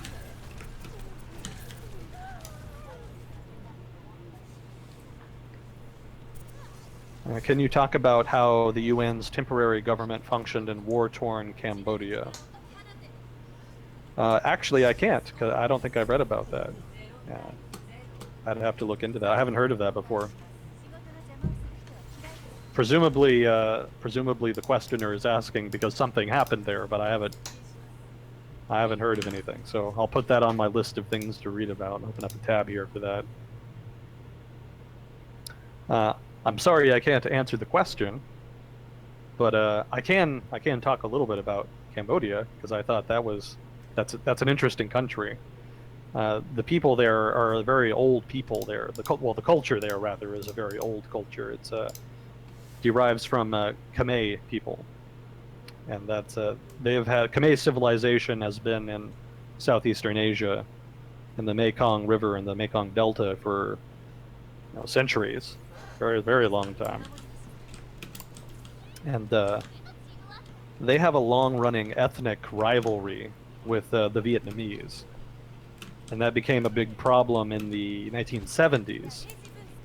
At that time, Cambodia had recently gotten independence in the 1950s from France. France had controlled all of Southeast Asia there. It had been French Indochina, is what it was called. Cambodia was a part of French Indochina. And technically, the French ruled through a sort of nominal king. I think his name was King Sihanouk, probably pronouncing it wrong. And once Cambodia became independent, King Sihanouk ruled Cambodia as a constitutional monarchy. And when the Vietnam War broke out, with communists fighting with both nationalists and vestiges of the colonial regime in Vietnam, And when a similar conflict also erupted in Laos, the Cambodian government's position was neutrality. They didn't want any part of it. King Sihanouk didn't want any part of it specifically. But over time, it became increasingly difficult to maintain neutrality because, of course, foreign powers, the United States government and the Vietnamese government, South Vietnamese government, wanted them to kind of side with them and help them fight communist guerrillas who were running supplies through Cambodian territory. The famous Ho Chi Minh Trail partly ran through Cambodia. The Ho Chi Minh Trail was a supply line that ran from North Vietnam to South Vietnam and provided supplies to South Vietnamese guerrillas, Viet Cong and NVA regulars who were infiltrated south. And Cambodian government didn't want to touch that because they didn't want to get involved.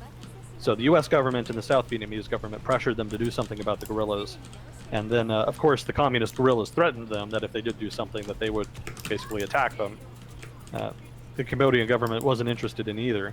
But over time, the Cambodian nationalists became incensed at the presence of these Vietnamese guerrillas, violating their nation's sovereignty and moving through their territory.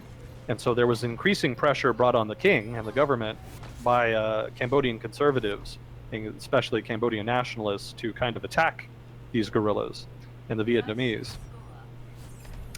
And eventually, what happened was in the early 70s, and I'm probably fuzzy on the details here because it's been a while since I've read this, so I might get some details wrong. But if I'm remembering correctly, eventually, in the early 70s, when the United States had kind of drawn down its presence in South Vietnam, the South Vietnamese government sent the South Vietnamese army on a mission into Cambodia and attacked the guerrillas there, violating Cambodian sovereignty in doing so.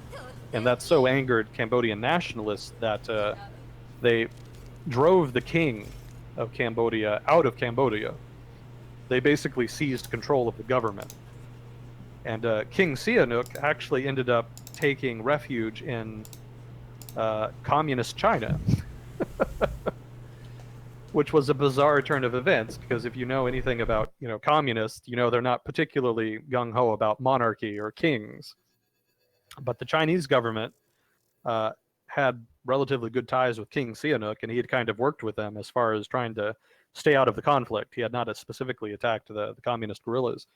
And so he actually was able to become a refugee in China. And so while that was going on, the Cambodian nationalists took control of the government and attacked Vietnam.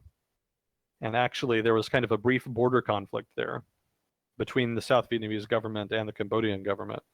And the Cambodians were, pretty summarily beaten. But it was not a moment of triumph as far as the United States and its policy in the region. It wanted to create a kind of a solid anti-communist bloc there, but was unable to do so because of these ethnic rivalries. Yeah, that eventually ended in a communist revolution, because obviously once the Vietnam War ended, communism was ascendant in Laos and Vietnam. And the communists in question that ended up forming and eventually successfully overthrowing the government and taking power were the famous Khmer Rouge under Pol Pot. And that of course ended very badly. The famous killing fields of Cambodia. There's a good movie about it called The Killing Fields. It was made in, I think, the 1980s. And if you're at all interested in Cambodia or the Khmer Rouge, or maybe just mass killings in general, that was certainly a very dramatic historical event, and I would encourage you to watch that movie, The Killing Fields, if I'm remembering it correctly anyway. And so the interesting thing, though, or at least something I thought was interesting about the Khmer Rouge, is that they got wrapped up in the whole Sino-Soviet split, the rivalry between China and its more Maoist form of communism, and the Soviets and their more bureaucratic form of communism. So at first, nobody really cared about the Khmer Rouge, but once they took control of the government, it became pretty clear that the Khmer Rouge were a very radical brand. They adhered to a very radical strand of communism, and they ended up siding with China. That was a problem for the Vietnamese communists because they very explicitly sided with the Soviets. And in fact, such was the consternation that between the two parties that China actually invaded Vietnam in 1979, I think it was. And that was the, I don't remember what the name of the conflict was, but basically China invaded North Vietnam. I think they made it about 20, 30 miles, and then depending on who you ask, depending on who you ask, they were either ejected from Vietnam by the Vietnamese military, or they withdrew because they'd made their point. It was meant to be a punitive raid more than an invasion. So, depending on who you're asking, that it depends. But anyway, after that, or maybe during, I don't remember exactly the timeline, and again, fuzzy on the details, but the Vietnamese government ended up basically fighting the Khmer Rouge because they were part of that rival group of communists. They were part of that Maoist school of thought, and the Chinese were supporting them and helping them, stage raids into Vietnam and whatnot. So the Vietnamese and the Vietnamese military specifically invaded Cambodia and actually ejected the Khmer Rouge from power. But the Khmer Rouge were not completely crushed, and they actually retreated to the countryside and launched a 10-year-long guerrilla war in Cambodia against the Vietnamese authorities in Cambodia. And so this is actually one of the ironies of history. The Vietnamese, after fighting a long, successful guerrilla war against the United States, ended up fighting a guerrilla war of their own against Cambodian guerrillas in occupied Cambodia. And it lasted through the late 70s and on through the 1980s. And I don't think it really ended until a peace accord was agreed in the early 90s, in which the Vietnamese left and the Cambodians regained their independence under a relatively neutral government. So I always thought it was kind of interesting that the Vietnamese military ended up having to fight guerrillas themselves for an extended period of time. Yeah, and it's always interesting from the historical military context. If you've had to endure a long conflict, you have a lot of people who live lives as soldiers, as people who have the skills to fight and get shit done on the ground. And It just so happens that they end up in another conflict fairly soon, whether that's one that they had to have, or I feel like it more opens up opportunities for them to capitalize on stuff and to make moves that they couldn't otherwise make if they didn't have so many seasoned veterans who have the skills to fight. Yeah, definitely. Their powerful military was their military was, and it's the strength of their veterans definitely kind of enabled them to stage that invasion. But they probably would have done it anyway, just because they were so worried about the Chinese. If you know your geography, you know that Vietnam is kind of isolated from the Soviet Union. Mm-hmm. China and Cambodia kind of surrounded the Vietnamese there. So it was probably pretty important from a strategic point of view for the Vietnamese to kind of lock down that southern part of the border. If there was another conflict with China and the Khmer Rouge were still in power in Cambodia, that the Khmer Rouge could attack Vietnam from the south in support of a Chinese advance in the north. So for them, strategic necessity, basically. But here's another bit of trivia, because at this time, the United States actually had a de facto alliance with China and was very much, kind of united with them against the Soviet Union. And as a result of that, the United States actually ended up de facto supporting the Khmer Rouge, which doesn't get a lot of play in history. You wouldn't think the United States would be supporting a communist group, but because they were anti-Soviet, they were seen as natural allies. I don't think the United States gave them a lot of material support or anything like that, but I think the United States did give them some diplomatic cover. Mm-hmm. Certainly the United States government was unusually quiet about Khmer Rouge massacres and repression in Cambodia during the bulk of the most violent period of Khmer Rouge rule.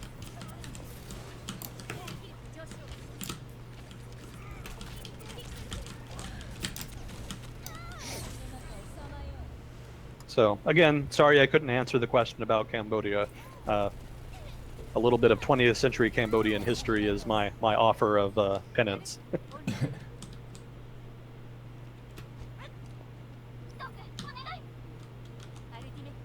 Let's see.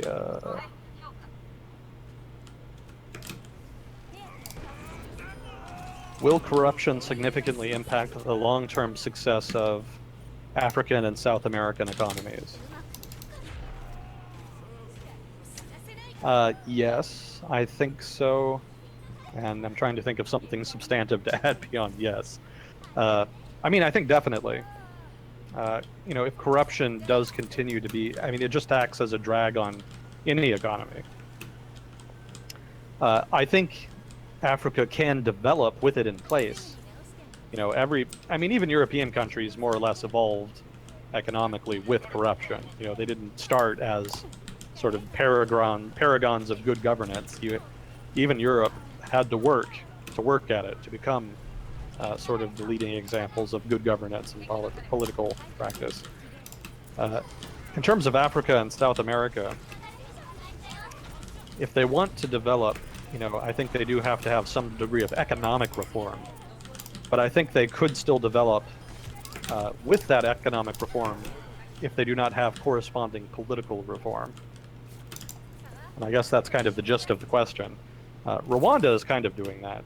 Although, maybe Rwanda's maybe not a good example because they actually are kind of trying to address corruption. I was reading an article recently about Rwanda and how it's a good example of how an authoritarian country with a very centralized political system can develop economically. And I know there's the whole China model argument. China obviously has done that, but it hasn't really been done in Africa. And so Rwanda is kind of an example in Africa of that model being used successfully, or at least a variation of that model. It's not quite the same as in China. It's a bit different. But yeah, the short answer is just yes. Yeah, if you want to get into the reasons why corruption is a drag on economies and whatnot, we can get into that. But in terms of its impact on the long-term success of African and South American economies, obviously they could grow more without it, but I don't think they will not be able to develop with it. One of the things that kind of surprised me that we've discussed before is the extent of the corruption that was even in the American government. So we have the kind of historical blindness of, oh yeah, founding fathers U.S., it was all great and the best democratic shit that was ever made. But you were saying that we had a lot more corruption, what was it, pre-World War II? Just in government in general? So we grew up with corruption as well. Africa's got a shitload of it right now, but they're just in a different stage of development, basically. But if they continue to develop, they'll move through it as well. Yeah. I actually do know a guy who got his PhD, successfully got his PhD, unlike me. I dropped out. But this guy, who I know, he actually specialized in corruption. Mm-hmm. And if I ever do any kind of podcast, I'll probably try to get him on and get him to talk about it a bit. That would be a very interesting conversation, I think. Mm. Yeah, he did a lot of experimental economic and behavioral type stuff.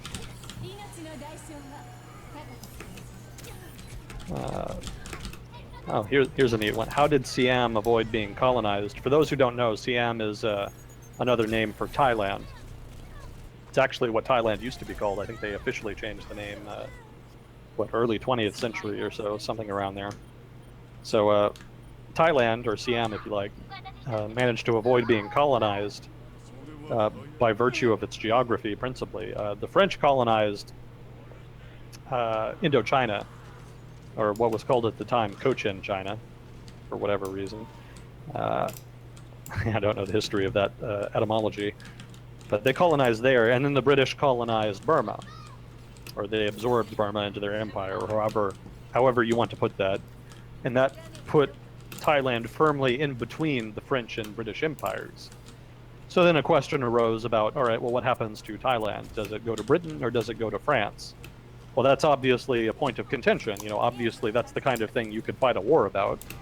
And the British and French governments knew that, and so they actually reached an agreement to just let Thailand be neutral, to act as a buffer zone between the British and French empires, to avoid any kind of friction between them that could lead to a conflict.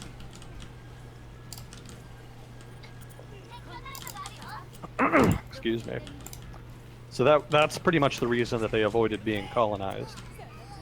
They were also pretty malleable. The Thai government was pretty good about balancing sovereignty with the various demands placed on it by foreign governments. And basically it was able to play powers off of each other very well. When the British came in and started demanding concessions and whatnot, the Thai government kind of implemented those by investing in their institutions. So one of the one of the demands made, one of the criticisms rather of Thailand at that period made by Europeans was that they did not have an independent judiciary that could, arbitrate disputes in a fair and impartial manner. It was not a developed institution basically in Thailand. And so, rather than just sort of kowtowing and giving them their own sort of zones of influence, sort of the agreement reached, maybe it was demanded by the Europeans, I don't quite remember exactly, but what ended up happening is that judges were brought in from Europe to serve in the Thai judiciary and to act as advisors so that the Thai government could develop its own judicial system, right? So instead of just letting the Europeans have their own, basically try their own disputes according to their own law, they were tried according to Thai law, but Thai law was kind of developed. It was developed up to a European standard or somewhat close over time with European advisors and European judges. And that was a compromise the Thai government was willing to make, and it helped, reduce some of the pressure on them by European powers to further compromise their sovereignty. And it also had the other benefit of modernizing the Thai judiciary. And even to this day, the Thai judiciary and the Thai military are the most powerful institutions in Thailand. The other parts of government have kind of have not developed to the same degree and are much weaker, relatively speaking. And I think we even talked about that before, how there's an uneven evolution of institutions in countries. They don't all develop evenly. Like Egypt, for example, had a very similar model to Thailand, where their judiciary and military evolved much faster, modernized much faster than other institutions, and as a result are disproportionately powerful today in terms of their politics. Turkey to a lesser degree. Yeah, it's very interesting seeing the Arab Spring happen with Egypt and how the military is a very powerful agent on its own, which is a little bit different from the US. We definitely have a very clear military-industrial complex, but the political influence directly of the military isn't the same as it is in Egypt. It's like, all right, fam, we're the military, we're going to step in and just settle this whole thing. It's unfamiliar to Americans. Yeah, and that's actually a cultural thing. That's an example of a democratic norm, right? There's not really a law that stipulates when the United States military can or cannot kind of jump in. Hypothetically, there could be martial law implemented and the United States military could jump in the case of an emergency of some kind. But, or maybe even not. Maybe they could just illegally do it. I mean, the United States military is the most powerful military in the world. I'm pretty sure they would fare pretty well if they had to fight a couple of, fat politicians in Washington in their 70s. Pretty sure they would win. So the only reason that immense amount of power is not brought to bear politically in Washington to seize power, that's just purely a democratic norm. That's purely a cultural thing. There are probably also other reasons. Militaries are notoriously bad at governance. But, that's also an example of how frail democracy is, liberal democracy. You can make as many rules as you want to try to institutionalize and entrench democracy and have all the trappings of a democracy. But ultimately, people have to want it. If people in power and people in the public and the common citizen, if all of those people are not all together wanting a liberal democratic form of government and are not all willing to recognize certain norms, not even just hard rules, just norms of behavior, things that you should not do. If all of those parties are not willing to do that, then you basically just can't have a liberal democracy. And that's one of the reasons it's so hard to implement, to adopt a liberal form of democracy in countries that do not have a history of it. There is sort of this software, so to speak, this soft coding that is necessary, prerequisite to having liberal democracy that requires a lot of broad understanding in the culture and society of the things that you can or cannot do or can or cannot demand of the government.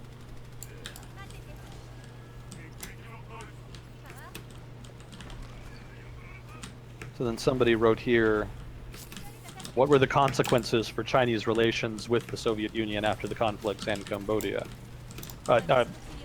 Sino-Soviet relations were already bad at that time, so they weren't getting much worse. It was just another manifestation of the rivalry, basically. I don't think it had big consequences, really. The Soviets didn't like it. The Soviets didn't like the Khmer Rouge, rather, and they were pretty happy with the Vietnamese invasion.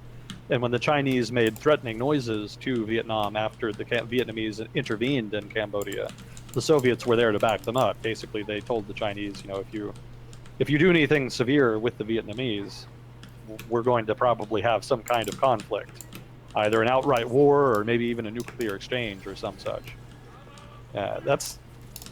It's one of the kind of fascinating things about the Cold War that doesn't get a lot of play in the United States, is that just how serious the rivalry was between China and the Soviet Union.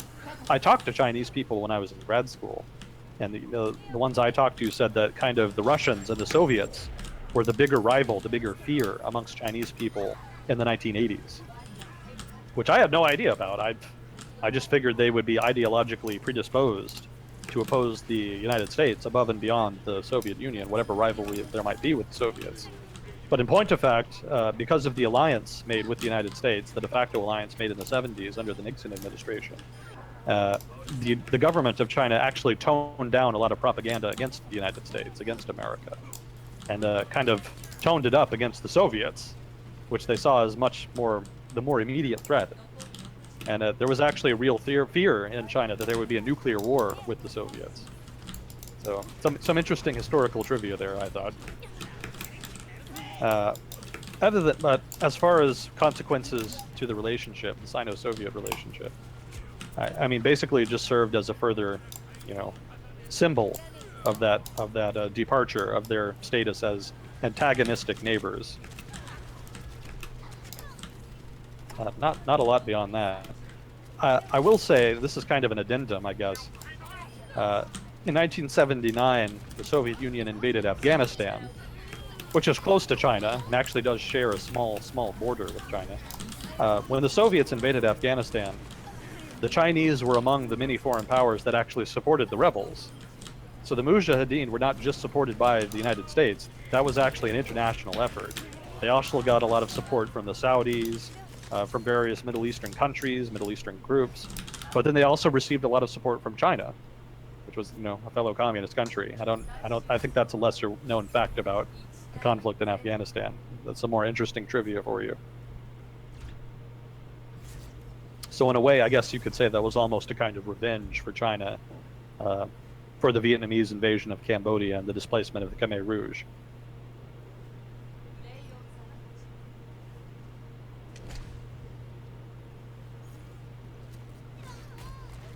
What prompted colonized European countries to become independent?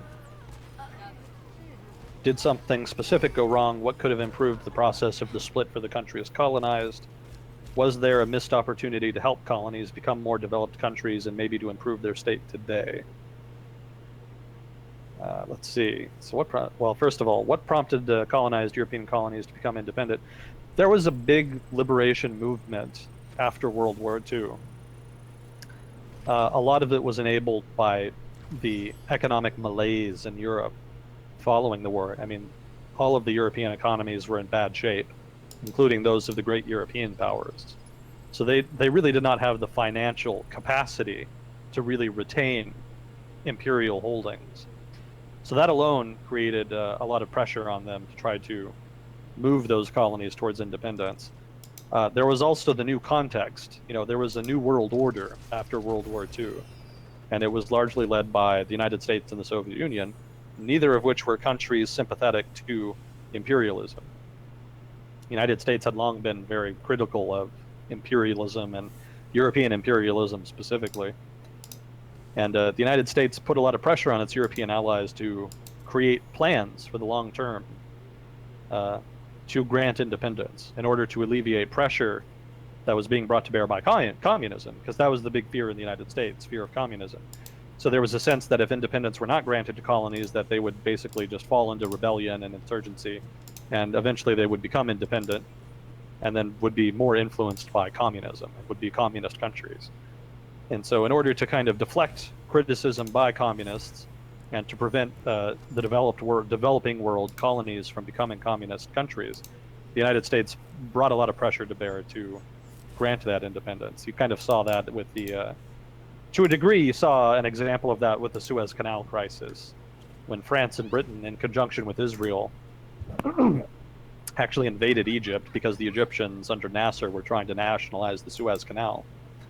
And the United States was very critical of that, at least because they had done it without really consulting the United States. And so the United States basically threatened Britain and France into backing off and stopping the invasion and retreating.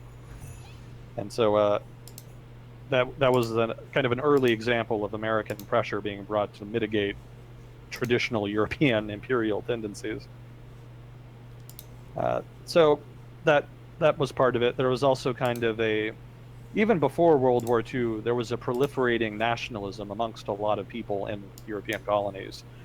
Famously in the case of India, with the Indian National Congress and the independence movement there. Also in, to a lesser degree, Africa and Indonesia. So there was already mounting political pressure amongst nationalists in colonies to be given independence, or at least autonomy. So economic forces, political forces, and international sort of relations, so to speak, all kind of conspired together to pressure Europe into giving up those colonies over the course of the 1950s and 1960s. This is off the top of my head, by the way, so I might be missing some details. So did something specific go wrong? No, not really anything specific. In East Asia, you could attribute some of it to Japan, because Japan's whole rationale, or at least their nominal rationale for invading European colonies in Asia, was to create an Asia for the Asians, so to speak, to liberate Asian peoples and give them their countries back. Kind of unstated in that mission was that they would be given freedom, but it would be freedom within the context of a very Japanese hegemony, a kind of Japanese empire, the East Asian co-prosperity sphere, as the Japanese called it. I don't know how much co-prosperity they would have been, given how militaristic and domineering the Japanese government was at the time. But anyway, that was their rationale. So when the Japanese government invaded colonies, the first thing it did was set up an autonomous government that was manned by nationalists, generally, by individual actors who wanted to who have independence. The Japanese never really granted them full independence. These were basically de facto puppet states. But because these governments were nominally nationalist governments of the countries in question, they continued to, that gave them a certain amount of power and legitimacy that they hadn't necessarily had before. And it became hard for the Europeans to come back to those colonies after the war ended and reassert their power, because there was basically already a nationalist government in place that they had to contend with. This is actually how Indonesia got its independence. Indonesia got its independence very early on in this process, in like 1948, 1949, something around there.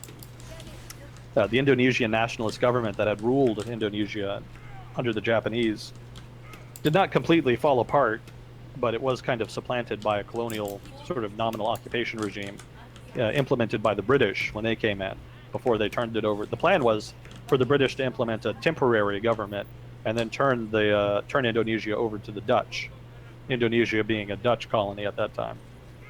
And what they found is that nationalists were very upset by that, and because the nationalists had been empowered and had a lot of weapons and whatnot from when they were in power under the Japanese, they started a rebellion, started fighting the British, and then subsequently the Dutch when they finally returned. And that similar such examples kind of played out in other areas, Malaysia to a lesser degree, and probably a couple others that I'm not remembering off the top of my head.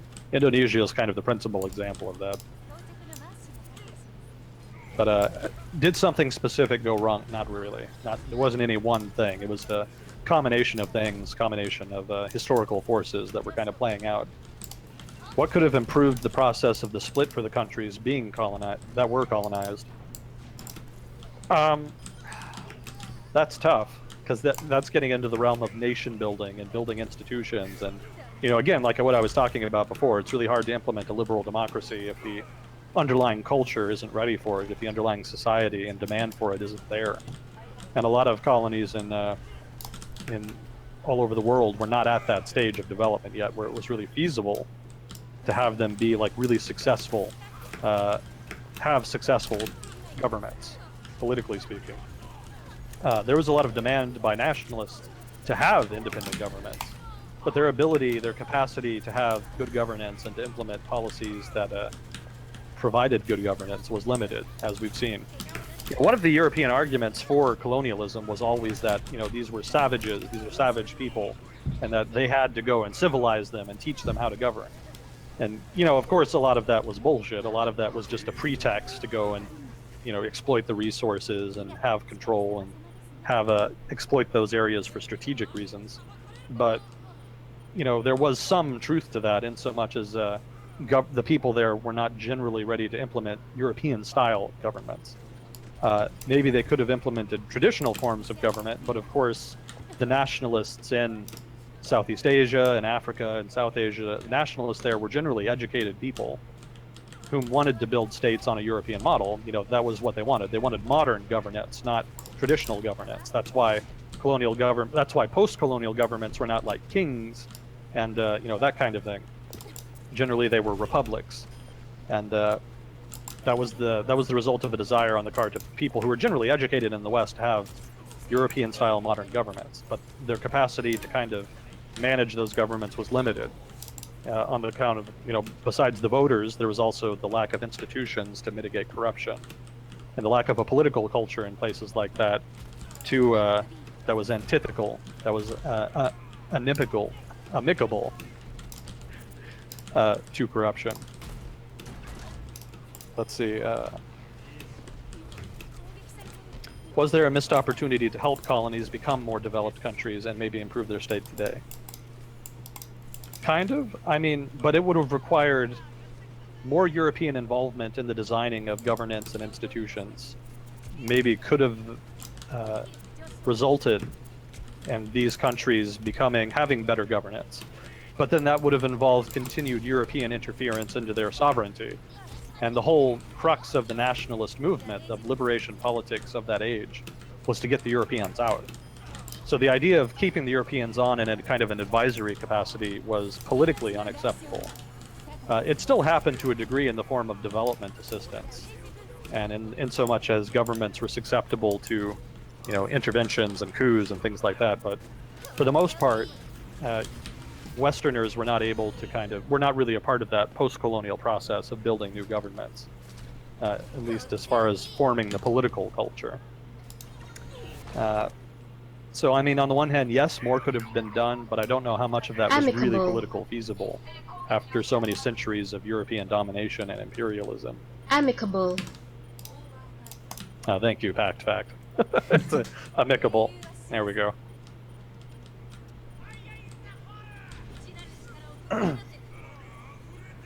Yeah, amenable is one, and then amicable was the antithesis. So I think roughly that's pretty much everything he asked. If not, let me know and I'll try to come back to your question there. Earlier you were talking about overpopulation and its impact on the economy.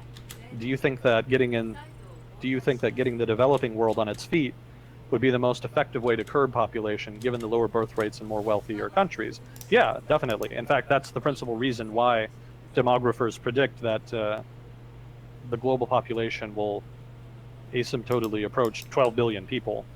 The prediction is that eventually the rest of the world will develop over the next 100 years, and that as they develop, birth rates will fall. So that's specifically why people predict that birth rates globally will fall over that time and eventually stall out.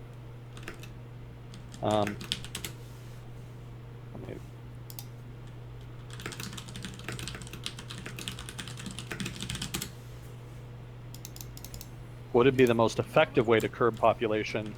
Yeah, probably. There's a lot of family planning programs generally play a big role in that too, but that's kind of almost a transitionary thing. Because in China, they had family planning before they had economic development, and that substantially reduced the population. And that kind of served to reduce the population before they got economic development, at which point the birth rate naturally started falling and is now very low. Yeah, but that's kind of a... How important is it for the public in a democratic country to familiarize themselves with economic concepts to make informed voting decisions? Is the trend looking positive or negative these days? That's a tricky question, because that's kind of subjective. That's kind of up to the individual, almost.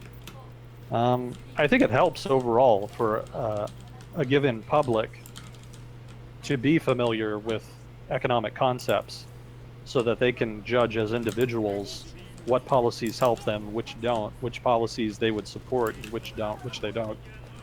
But at the same time, it's not, I don't think it's reasonable. I think we even talked about this the first week. I don't think it's reasonable to expect a large portion of the population to be really familiar with a lot of economic concepts such that they could really do that. And so I would kind of repeat what I said the first week. I mean, most people take a heuristic approach to politics and discerning their interests and how they vote. And so I think more important than really having a deep fundamental understanding of the economy, at least as far as determining who you should vote for, is having a better understanding of how policies interact with you specifically. Is this policy in my interest? And if it's not in my interest, does it have some effect that I think would be a net positive for society or for some other group or in some other way? And if not, then you kind of know not to support that. You know what to ask for. Having some sort of coherence, I think, in terms of what you want from your representatives and want out of your government is more important than being able to argue really deeply necessarily for some, given economic policy. Because again, I don't think most people are either most people are not willing, or maybe a lot of people just can't kind of learn that degree of economics or policy nuance to really carry out that kind of analysis. So a more heuristic approach, I think it would be more practical and more efficient.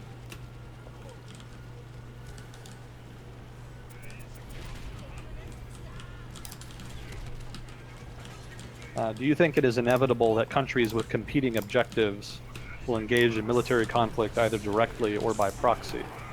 Why or why not? And he's specifically writing with the South China Sea dispute in mind. Let me think.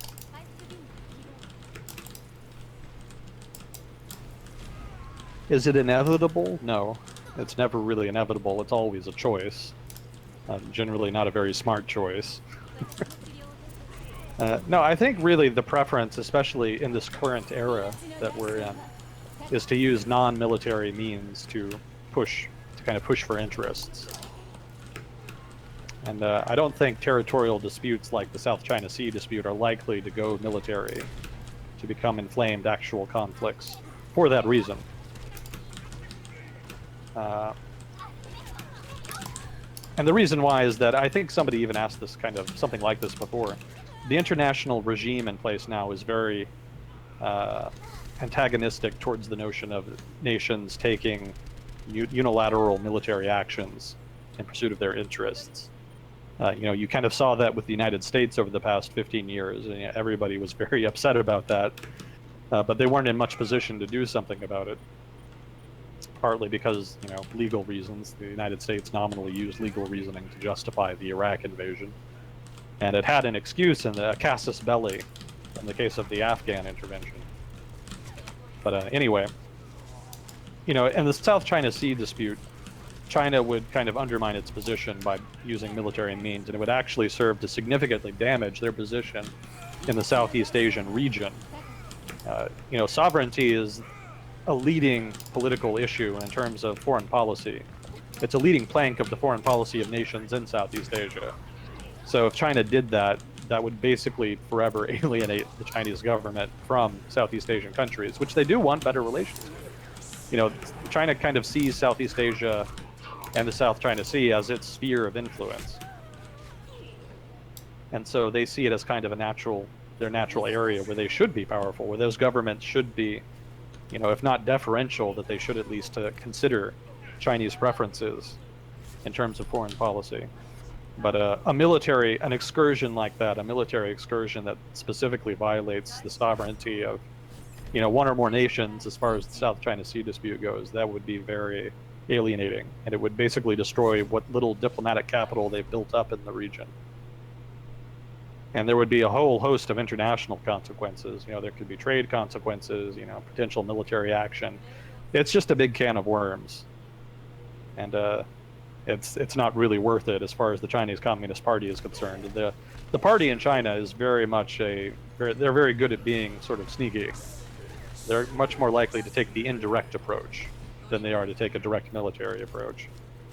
you've seen what happens when the direct approach is taken in Russia. Russia took the direct approach in Crimea, and they kind of got away with it because, the Ukraine was diplomatically isolated.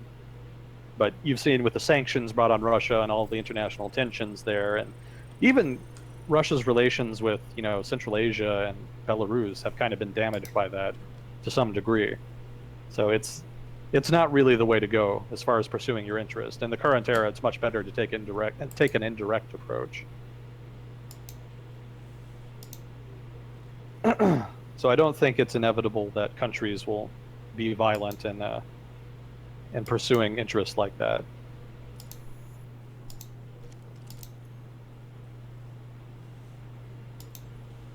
How did the Kuomintang lose the war after being so popular and Chiang Kai-shek dubbed Generalissimo? I didn't think that the Kuomintang were popular. My impression of the Kuomintang was that after World War II, if not during World War II, that they were immensely unpopular. And I don't know, maybe they were more popular in the 1930s. And maybe that's the gist of your question here. Maybe that's what you're asking. After being popular in the 1930s, how did they become so unpopular and lose power? Yeah, a lot of that came down to, one, the World War II, the Japanese invasion. Yeah, nobody asks about the Second Sino-Japanese War. It's kind of a forgotten part of World War II. It's pretty neat. Anyway, we should talk about that sometime at some point. But anyway, the Kuomintang, and for anybody who doesn't know, the Kuomintang is the Chinese name for nationalism. It's the Nationalist Party, and it was a political party that unified China after what was called the warlords period, when China was kind of broken up. Control of China was broken up between different warlords, who generally had been generals in the previous Qing or Republican army. That's a whole other conversation we could have. Basically, the Kuomintang unified China after a period of disunity, and they were pretty popular in China on that account. But they had a lot of problems that became apparent pretty quickly. For one, the unification of China under the Kuomintang was never quite complete. The Kuomintang were powerful enough to conquer a big swath of China in the south and the east, but most of China was still under the control of warlords. And any one of those warlords did not have enough power probably to take on the Kuomintang, but if they all got together, they probably could have beaten them. So there was a kind of balance of power between the Kuomintang and the warlords. So because of the disparity in power, the warlords all agreed to join the Kuomintang government, but only on condition that they would continue to be the principal power in their respective regions. And the result of that was that people were very disappointed because nobody liked the warlords. I mean, who does like a warlord? I mean, even just in general, warlords are generally not like populist figures. They're generally very exploitative and sort of feed off of the people in a given area. And the warlords in China were no different. They were not popular figures. And the fact that the Kuomintang was unable to remove them and establish a centralized government mitigated their support over time. And there was also, again, the Japanese invasion. Even before the Japanese invasion, what would happen was a kind of salami tactics. The Japanese would slice off a chunk of China and annex it or make it independent and establish a puppet state. And they did that a couple of times. They did it, the big example was 1931 when Japan invaded and conquered Manchuria and created a independent Manchurian state under it was actually the old imperial emperor. The last emperor of China was like this guy who was 5 years old. And he was eventually ejected from power in the 1911 revolution that established a republic in China. But he was still around, and the Japanese actually brought him back. I think his name was Emperor Puyi, and they made him Emperor of Manchuria. They actually made a really good movie about it. It was called The Last Emperor. It was made in the 1980s. It was a really interesting movie. I encourage interested parties to take a look at it if they can. But anyway. I've seen that. It's a good one. Yeah. And so they established Manchuria, established a puppet government there, and then later in the 30s, they also, they used some incident as a pretext to basically force the Chinese, to invade and force the Chinese to demilitarize a zone that acted as a kind of buffer zone between themselves and Manchuria. And they carved out 2 provinces in that area and made them nominally independent states. So each time that happened, there was a big demand on the part of the Chinese people, and especially Chinese nationalists, for the Kuomintang and their government to do something about it, to go and defend China. And the Kuomintang never did. And they did that for a very specific reason, that being that Japan was way more powerful. The Kuomintang did not think, specifically Chiang Kai-shek, who's the leader of the Kuomintang, did not think China was ready to compete militarily with Japan, did not think he was in a position to fight Japan. He was a lot more interested in fighting communists, actually, which he considered the larger threat, which probably not true at the time, but ended up being kind of recent given what happened in the Chinese Civil War later on. But the inability of the Kuomintang to take on the Japanese and defend China, that was also a big part of what destroyed their legitimacy and popularity in China. Eventually, they did do something about Japan. The Japanese, after the Marco Polo Bridge incident, invaded a good chunk of northern China, and the Japanese did not intend to go to war with China in 1937. They actually only intended to break off another chunk of territory. They wanted to keep using those salami tactics, but there was so much demand for the Chinese government to do something that the Kuomintang felt that they couldn't ignore the Japanese anymore, and so they basically kind of bit the bullet and went to war with a country that they did not think they were ready to go to war with on account of that political pressure.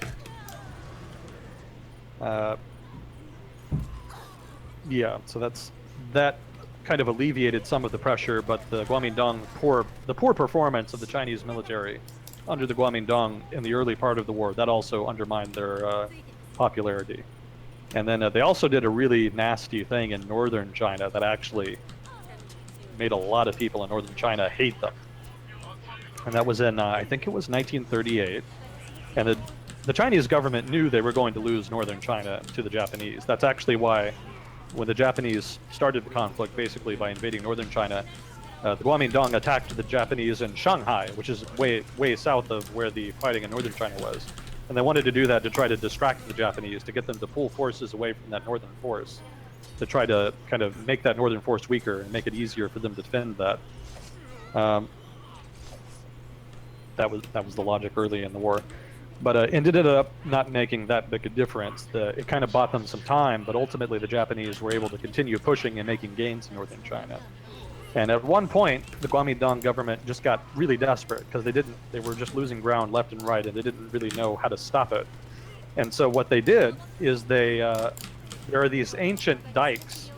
Maybe that's not the right word. I'm terrible at engineering, but there are these ancient dikes that kind of along the banks of the Huanghe River, the Yellow River. And the Kuomintang were sufficiently desperate that they actually destroyed those dikes and flooded the Yellow River basin in order to slow the Japanese advance. And that was a big problem because the Yellow River is a really huge river, and they flooded a huge chunk of that region, and they ended up killing thousands and thousands of people. I think it was like hundreds of thousands of people were killed, and something like more than 1 million were made homeless. And a lot of people in China, a lot of Chinese people in northern China did not understand that at all. You know, as far as they were concerned, the Kuomintang were just permanently on their shit list after that. They hated them for that. And it didn't even really end up slowing down the Japanese that much. So it ended up being a huge sacrifice made for very little gain. So that one event by itself ended up destroying a lot of the Kuomintang's legitimacy.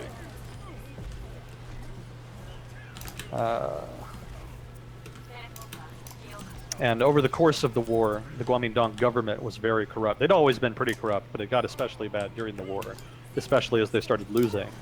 And the government ended up having to relocate into the interior of China, into the Sichuan Basin, which is, the Sichuan Basin is like this natural fortress. It's like almost a perfectly circular flat basin that's very fertile agriculturally, but it's almost completely surrounded by mountains. In fact, it basically is completely surrounded by mountains. There's only a few areas where rivers kind of cut through it. So it was a natural fortress, and they held out there for the entirety of the war. And the economy there was a complete mess because the government under the Kuomintang dealt with its financial problems. You know, it cost a lot of money to fund an army, to fund the nationalist army that was fighting the Japanese, and to give people food, and to deal with refugees. There were just hundreds of millions of refugees in China during this period. Well, maybe not that many, but there was like a little less than 100 million refugees in China during this period. And the government tried to take care of them and just could not. And they also received a lot of foreign aid, of course, to help them. But the financial difficulties faced by the nationalist government, it dealt with them by printing money, which is a really, really bad idea. If you know anything about economics, you know that printing money is a great way to completely wreck your economy, and that's what happened. The result of that was hyperinflation, and the Chinese currency was basically made worthless, and it made it almost impossible for the economy to function. I mean, basically, the economy ended up being almost centralized, almost being a command economy on account of that. And, the dysfunction of the economy, the mass starvation, there was actually a famine, I think, during the war as well, that only made things worse. The government wasn't able to help much with that. But the famine, the dysfunctional economy, the corruption, like in the nationalist army, it was not abnormal at all for officers to steal the pay of their soldiers. In fact, there was sometimes they would even create ghost soldiers. They would write down that they needed pay for soldiers that did not exist, and they would just take the pay for themselves. But they would also take the pay for soldiers who did exist, and there wasn't really much they could do about it. So those are basically all different reasons why the Kuomintang just lost a lot of legitimacy, and we're not in a position to really continue being the government. The communists ended up with a lot more legitimacy by the end of the war, just by dint of being better at governance. Say what you will about communism and Mao, but during the Civil War, they were generally less corrupt and were able to build a better image for themselves amongst the population, especially the peasants. So the Kuomintang were basically the opposite of that and completely destroyed their reputation amongst the bulk of China, also in particular amongst the peasants. And the result was that they just got routed in the Civil War. There is some question about whether if the United States had fully backed them militarily, they could have won, but that's highly debatable. That's very highly debatable. Do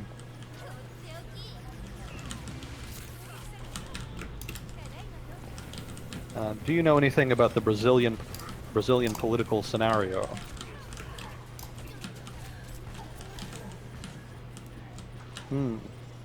Okay. A little bit, not a whole lot. I know that basically Brazil has a political suicide bomber in office right now. A political suicide bomber. This guy named Tamer basically became president after Dilma Rousseff was impeached. She was kicked out of office as part of this, there's a whole shit ton of corruption scandals going on in Brazil right now. And, there are reasons for that we could go into. I think we've actually talked a little bit about that before. But she was impeached, and this guy named Temer, who's also part of the same political party, I think, he was vice president. He was made president. And his whole bag is economic reform. Brazil, the big reason for Dilma Rousseff losing popularity and becoming the target of corruption scandal was that the economy in Brazil was doing badly. And that partly had to do with the collapse in commodity prices owing to a slowdown in the Chinese economy. But the result of that was that there was Dilma Rousseff's political rivals sensed political weakness. And that's about when all of these corruption scandals kind of really got started. That's my impression anyway. And maybe somebody more informed about that could kind of elaborate on that. But yeah, there was a kind of blood in the water. And so her rivals went after her with corruption scandals, and the end result was that she was impeached, and then Tamer got in. And so Tamer, I'm probably mispronouncing his name, Tamer believed that the best way to deal with the economic problems of the country, if not also the political problems, was economic reform. Reform the economy to try to generate economic growth again, to try to end the economic malaise in Brazil. But all of the measures he's proposed are very unpopular, because a lot of them end up basically deregulating a lot of the economy, deregulations, privatization, mitigating rules that are meant to empower labor, making it easier to kind of have a gig economy, making it easier to have temporary workers, weakening unions a little bit. I know one of the rules they put in place was making union dues voluntary instead of mandatory. So if you're a part of the union, you don't have to pay your dues anymore. You can voluntarily do that. And so basically a lot of little things to make organized labor a little bit weaker and to make hiring and firing easier. And the idea there is to make business activity easier, to kind of lubricate capitalism, so to speak, in Brazil. And it probably will work over the long term if the reforms are held in place, but they're just immensely unpopular with a lot of people. The next thing they're doing is pension reform, which is the equivalent in Brazil of Social Security reform in the United States. And if you know anything about Social Security reform in the United States, you know how impossible that is. So, yeah, it's kind of a big clusterfuck down there as far as the reform package goes. Temer has said that he's not going to run for re-election, and that he's going to keep trying to pass the reforms even though they're immensely unpopular. And that's why I call him a political suicide bomber. He's basically doing a lot of shit that would end the political... He's doing a lot of things that are political suicide in Brazil. But he's doing them basically in spite of that fact, even though he knows it's basically the end of his political career. And, you can kind of argue about how necessary those things are. Maybe you're rightist and you think, yeah, totally, we need to reform the economy and generate growth. Or maybe you're a leftist who think this is all just sort of an oligarchic coup, overthrowing all of the gains made under the De Silva administration. But regardless of what you think, that's kind of what seems to be happening from my perspective. He seems to be a guy who wants to resolve Brazil's economic difficulties and is basically sacrificing his political career to try to get them done. And again, whether you like that or not is up to your politics. And maybe I'm wrong completely. Again, I'm not a Brazil guy, and I would welcome any kind of input from somebody more knowledgeable about it. But that seems to be what's going on in Brazil right now. And it seems like Temer has enough support politically in the Brazilian legislature to keep the reforms coming, to get them passed. I think obviously he has a lot of support from conservatives, who are probably all for those measures. I think most of his opposition comes from within his own party and from other leftist political groups. But I think he's sufficiently split those parties. I think there's enough support for him in the left in Brazil that he, with the support of the conservatives, is able to keep them coming. He also mentions here like a meat scandal. I don't know as much about that. President going to jail. Yeah, talked about the impeachment. And next year being an election. Again, the present guy isn't going to stick around. And I think De Silva even said that he wanted to run again, even though he actually was convicted. Yeah, De Silva, for anyone who doesn't know, there's a guy named De Silva. I'm probably mispronouncing his name again. I'm terrible at pronunciations. De Silva had been president of Brazil for like 2 terms, like pretty decent amount of time, and he's pretty well regarded amongst leftists in Brazil, and maybe even some other people, because he governed Brazil during a period when the economy was really growing, and a lot of that had to do with really high commodity prices from when China's economy was really still growing a lot, still growing at like 8 to 10% a year, and so he's very popular for that. Besides the fact the economy was doing well, he also implemented a lot of social reforms. He implemented a lot of social programs. Like one of the innovative ones that I remember was that he actually paid parents to send their kids to school, and that was meant to address a problem that a lot of really poor people have their kids work because they need the money. They have them work instead of going to school, and so the De Silva administration introduced a program where those parents would be compensated. Basically, they would be able to have the money that the kids would make while working, but then also be able to send them to school, and that actually was considered generally successful. And then there was a lot of other sort of programs like that. So he's very popular for social programs like that, as well as the generally good economy during his rule. He kind of got mired in corruption scandals a bit at the end of his term, and by the time he left, the economy was really starting to kind of hit the rocks a little bit. It was starting to stagnate. Dilma Rousseff kind of bore the brunt of that, though. The Brazilian economy really started slowing down when she was president, and so she kind of got the bulk of the blame for it. But De Silva has said that he's considering coming back and running for president again, but I don't know if he'll be able to, because I don't know if he can legally, just because there's an ongoing corruption investigation that was started when he was still...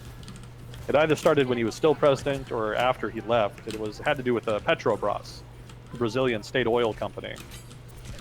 It was found that it was alleged that De Silva had taken bribes and had been using Petrobras funds to bribe politicians in the Brazilian legislature. And so there was a giant shitstorm. Actually, that investigation is ongoing and has implicated a whole bunch of people, not only in Brazil, but also in other South American countries. But that he got caught up in that, and he was actually convicted this past week, I think. He was sentenced to something like 10 years in jail. He's going to appeal for sure, but that conviction might well make it impossible for him to run for president again. If he did, he might well win. I wager he's still probably pretty popular.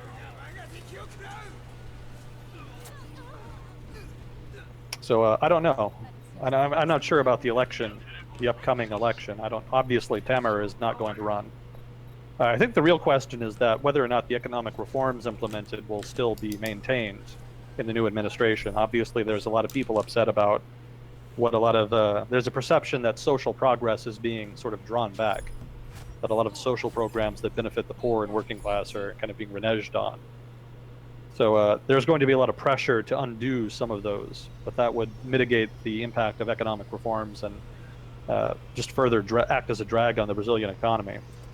On the other hand, a conservative president would be equally divisive. They would probably double down on reforms and create even more unrest. So I don't know. Brazilian politics seems very polarized right now, and it's not really clear to me. I don't know enough about Brazilian politics to kind of tell you what political faction and what kind of policies are going to be implemented in the next administration after the next election. So my limited knowledge of Brazil kind of inhibits my ability to fully address your question. I apologize. That's the best I can do.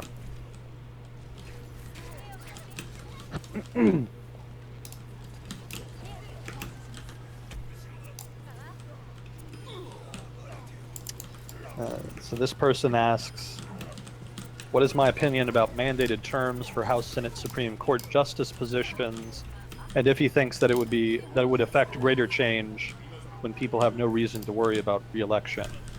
If people have no reason to worry, here's the kind of counter argument to that. And what he's talking about is, if politicians are always worried about re-election, then they're susceptible to bribery and whatnot, because they need money to basically perpetually be running for re-election and campaigning. So what if instead of being constantly running for re-election, there was term limits? Like you could only be in office for a certain amount of time, and then you could not run again for consecutive terms. If such a rule were in place, would that not remove the incentive to take money? Would that not make politicians less susceptible to influence? And the counter argument to that is that no, it would not, because if you can't run for office, then you're not accountable. So you don't have to care what the voters think. So long as you don't do anything that causes voters to ask for a recall election, in which they throw you out of office, if you know you can't run for re-election again, you can just do whatever the hell you want. So I could just run for election, and knowing I'm not going to be able to run again, I can just ask for as many bribes to create as I want, to create legislation that benefits whoever is able to pay for them. So that's kind of the counter argument to the idea that term limits are kind of the answer. Really, there is no one silver bullet, so to speak.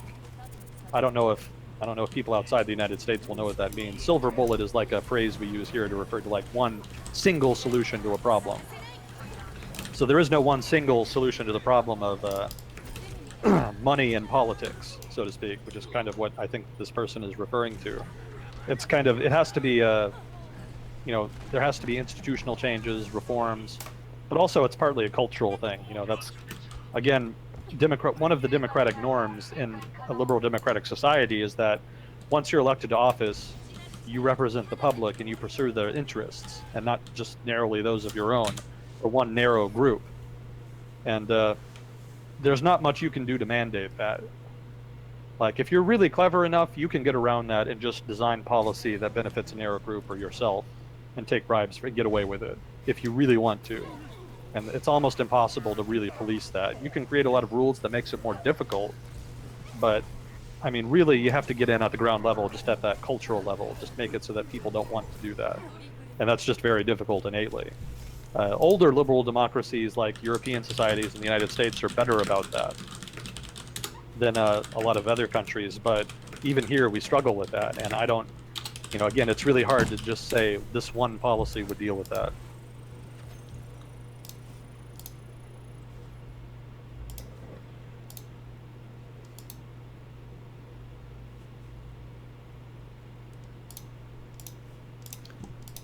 Sweet. Well, are we between questions? Because I think that times everything Well, out about perfectly. That's it for questions.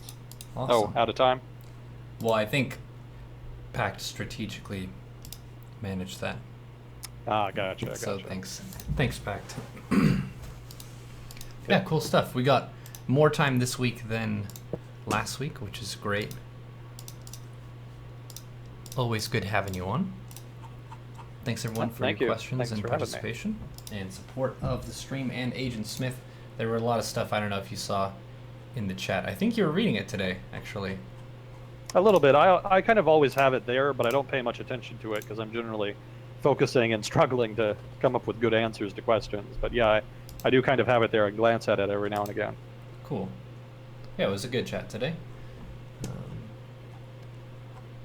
A lot more comments about please make a podcast. And it seems like some of that is starting to sink in. You were talking about the PhD graduate, who focused on corruption. Yeah.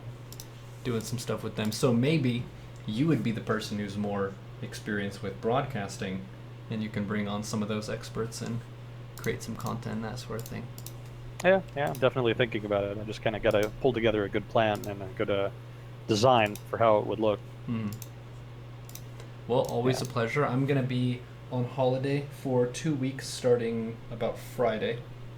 So next Sunday and the one after that, we won't have a session, but probably the one after that we can pick it back up again. Cool. Sounds good. Well, great having you on. Keep it real. Be Yep. well. Yep, you too, sir. Thanks again. Nice.